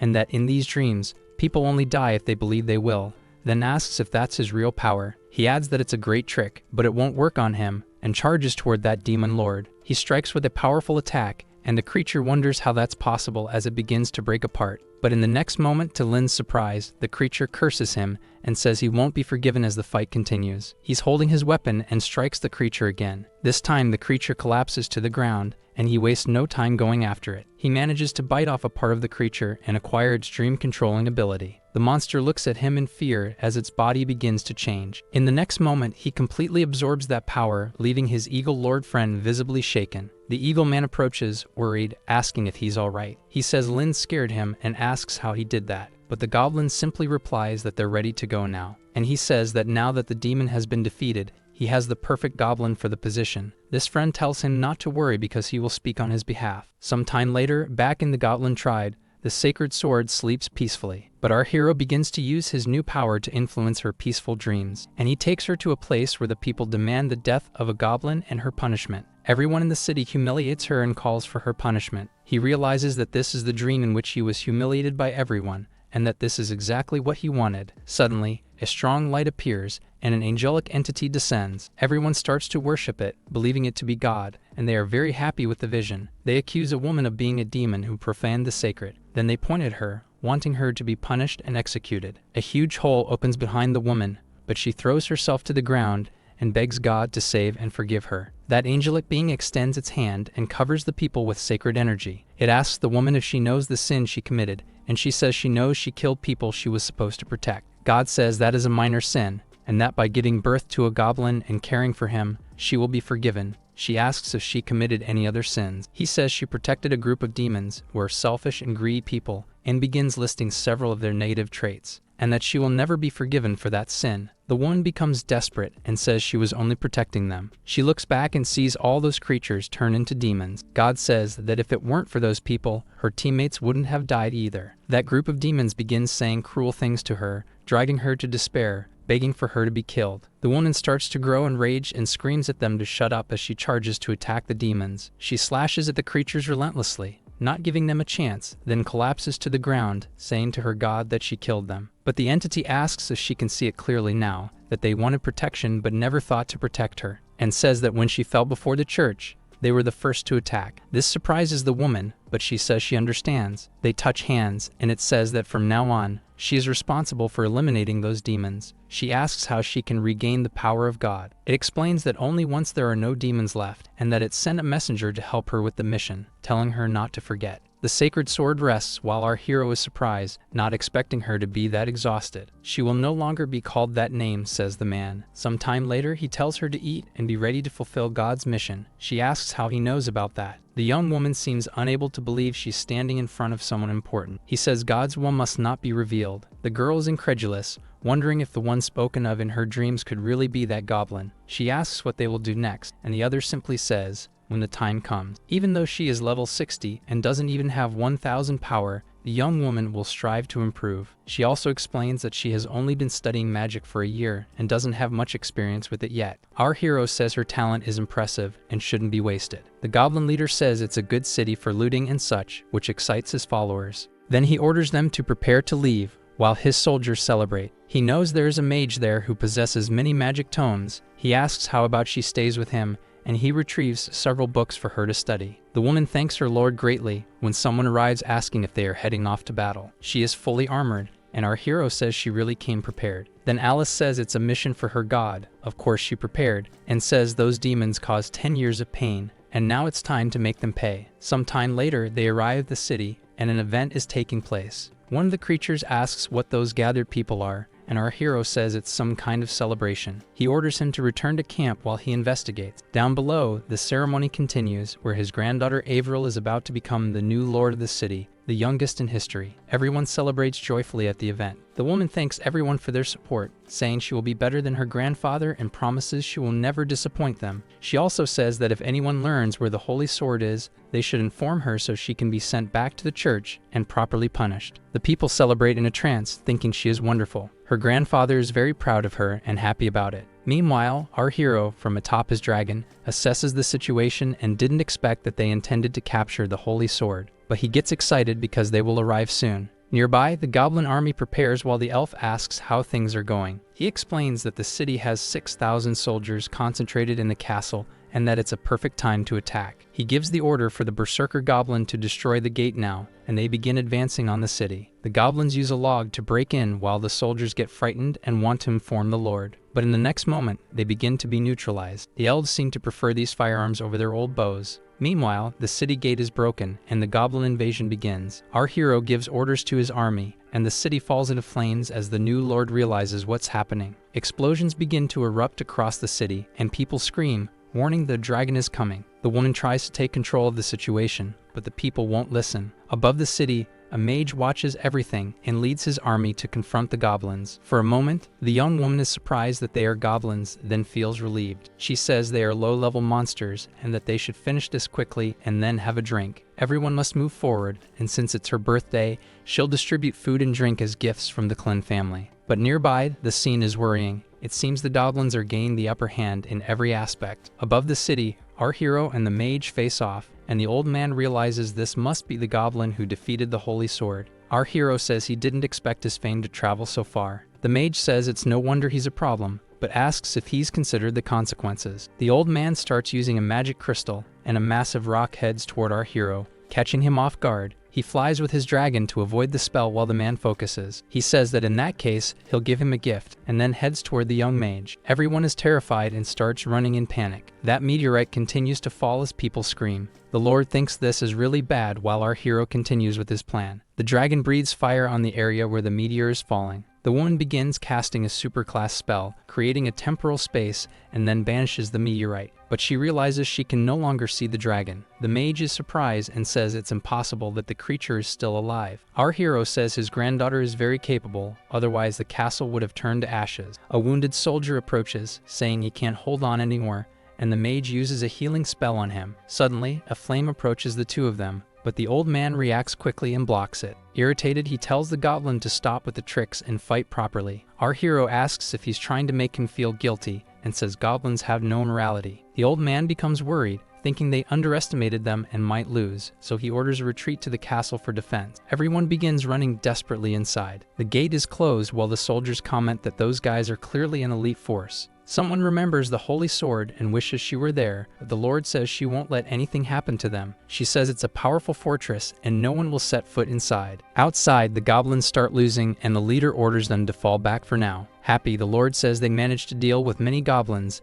and that they won't return, and the old man says the enemies are weak. The young woman asks if that was the one who defeated the holy sword and wonders if beating him would make her stronger than her. The mage encourages her to try. Lin didn't intend to eliminate everyone, but since they were reckless, he asks not to be blamed. The woman laughs, saying he's arrogant, and asks if he's still dreaming of turning the tables. Giving a signal to some subordinates, she tells the strongest to follow and the others to wait. A mage becomes frightened as the enemies approach, but the woman says there is an unbreakable magic barrier there. The goblin positions himself in front of her and asks his chief to leave it to him. Then he prepares to attack and approaches the barrier, while the old mage curses the situation and believes the protection won't hold. Suddenly, that magic barrier begins to crack. Inside, the terrified people beg for the presence of the holy sword to protect them. Our hero says that since those people don't want to leave the castle, they will force her to do it. The battle continues with the goblins gaining the upper hand. The soldiers want to go out to save the people, but the mage says this is their last stronghold and they can't do that. He can't believe the barrier he spent years creating was so easily broken by goblins. The people say their families are out there, that they're going to protect them, and start rallying more people. They approach the place where the soldiers are trying to block the door, while the Lord questions what they're doing and says she will protect them. But a glow behind her makes her turn, and she realizes some of her subordinates are lying on the ground. An elf blows into the barrel of her gun as she prepares to fire again with her companions. The old man asks why there are elves fighting alongside the goblins and how these attacks can be so precise and powerful. The young woman says that in the past, humans traded elves as slaves, and now it's time to settle the score. Angry, the mage begins casting a spell that reveals itself to be a protective one. He tells his granddaughter to fall back, as that magic won't last long. A soldier says the back exit is blocked by goblins, and the old man wonders how these goblins can be so powerful. The people wonder if the Lord won't protect them and who could possibly save them. They notice that on top of a building someone is watching, and soon realize it's Alice, the Holy Sword. The people rejoice, saying they will be saved, and that they can't trust anyone else but her. Suddenly, the woman jumps from there but heads toward the gate, striking the protective magic. The attack hits the magical bars, destroying them and knocking down the people nearby. The old mage tries to shield himself with another protection spell, but it shatters into pieces. He then collapses from the wall, falling to the ground next to his companions. He asks the Holy Sword what she's doing,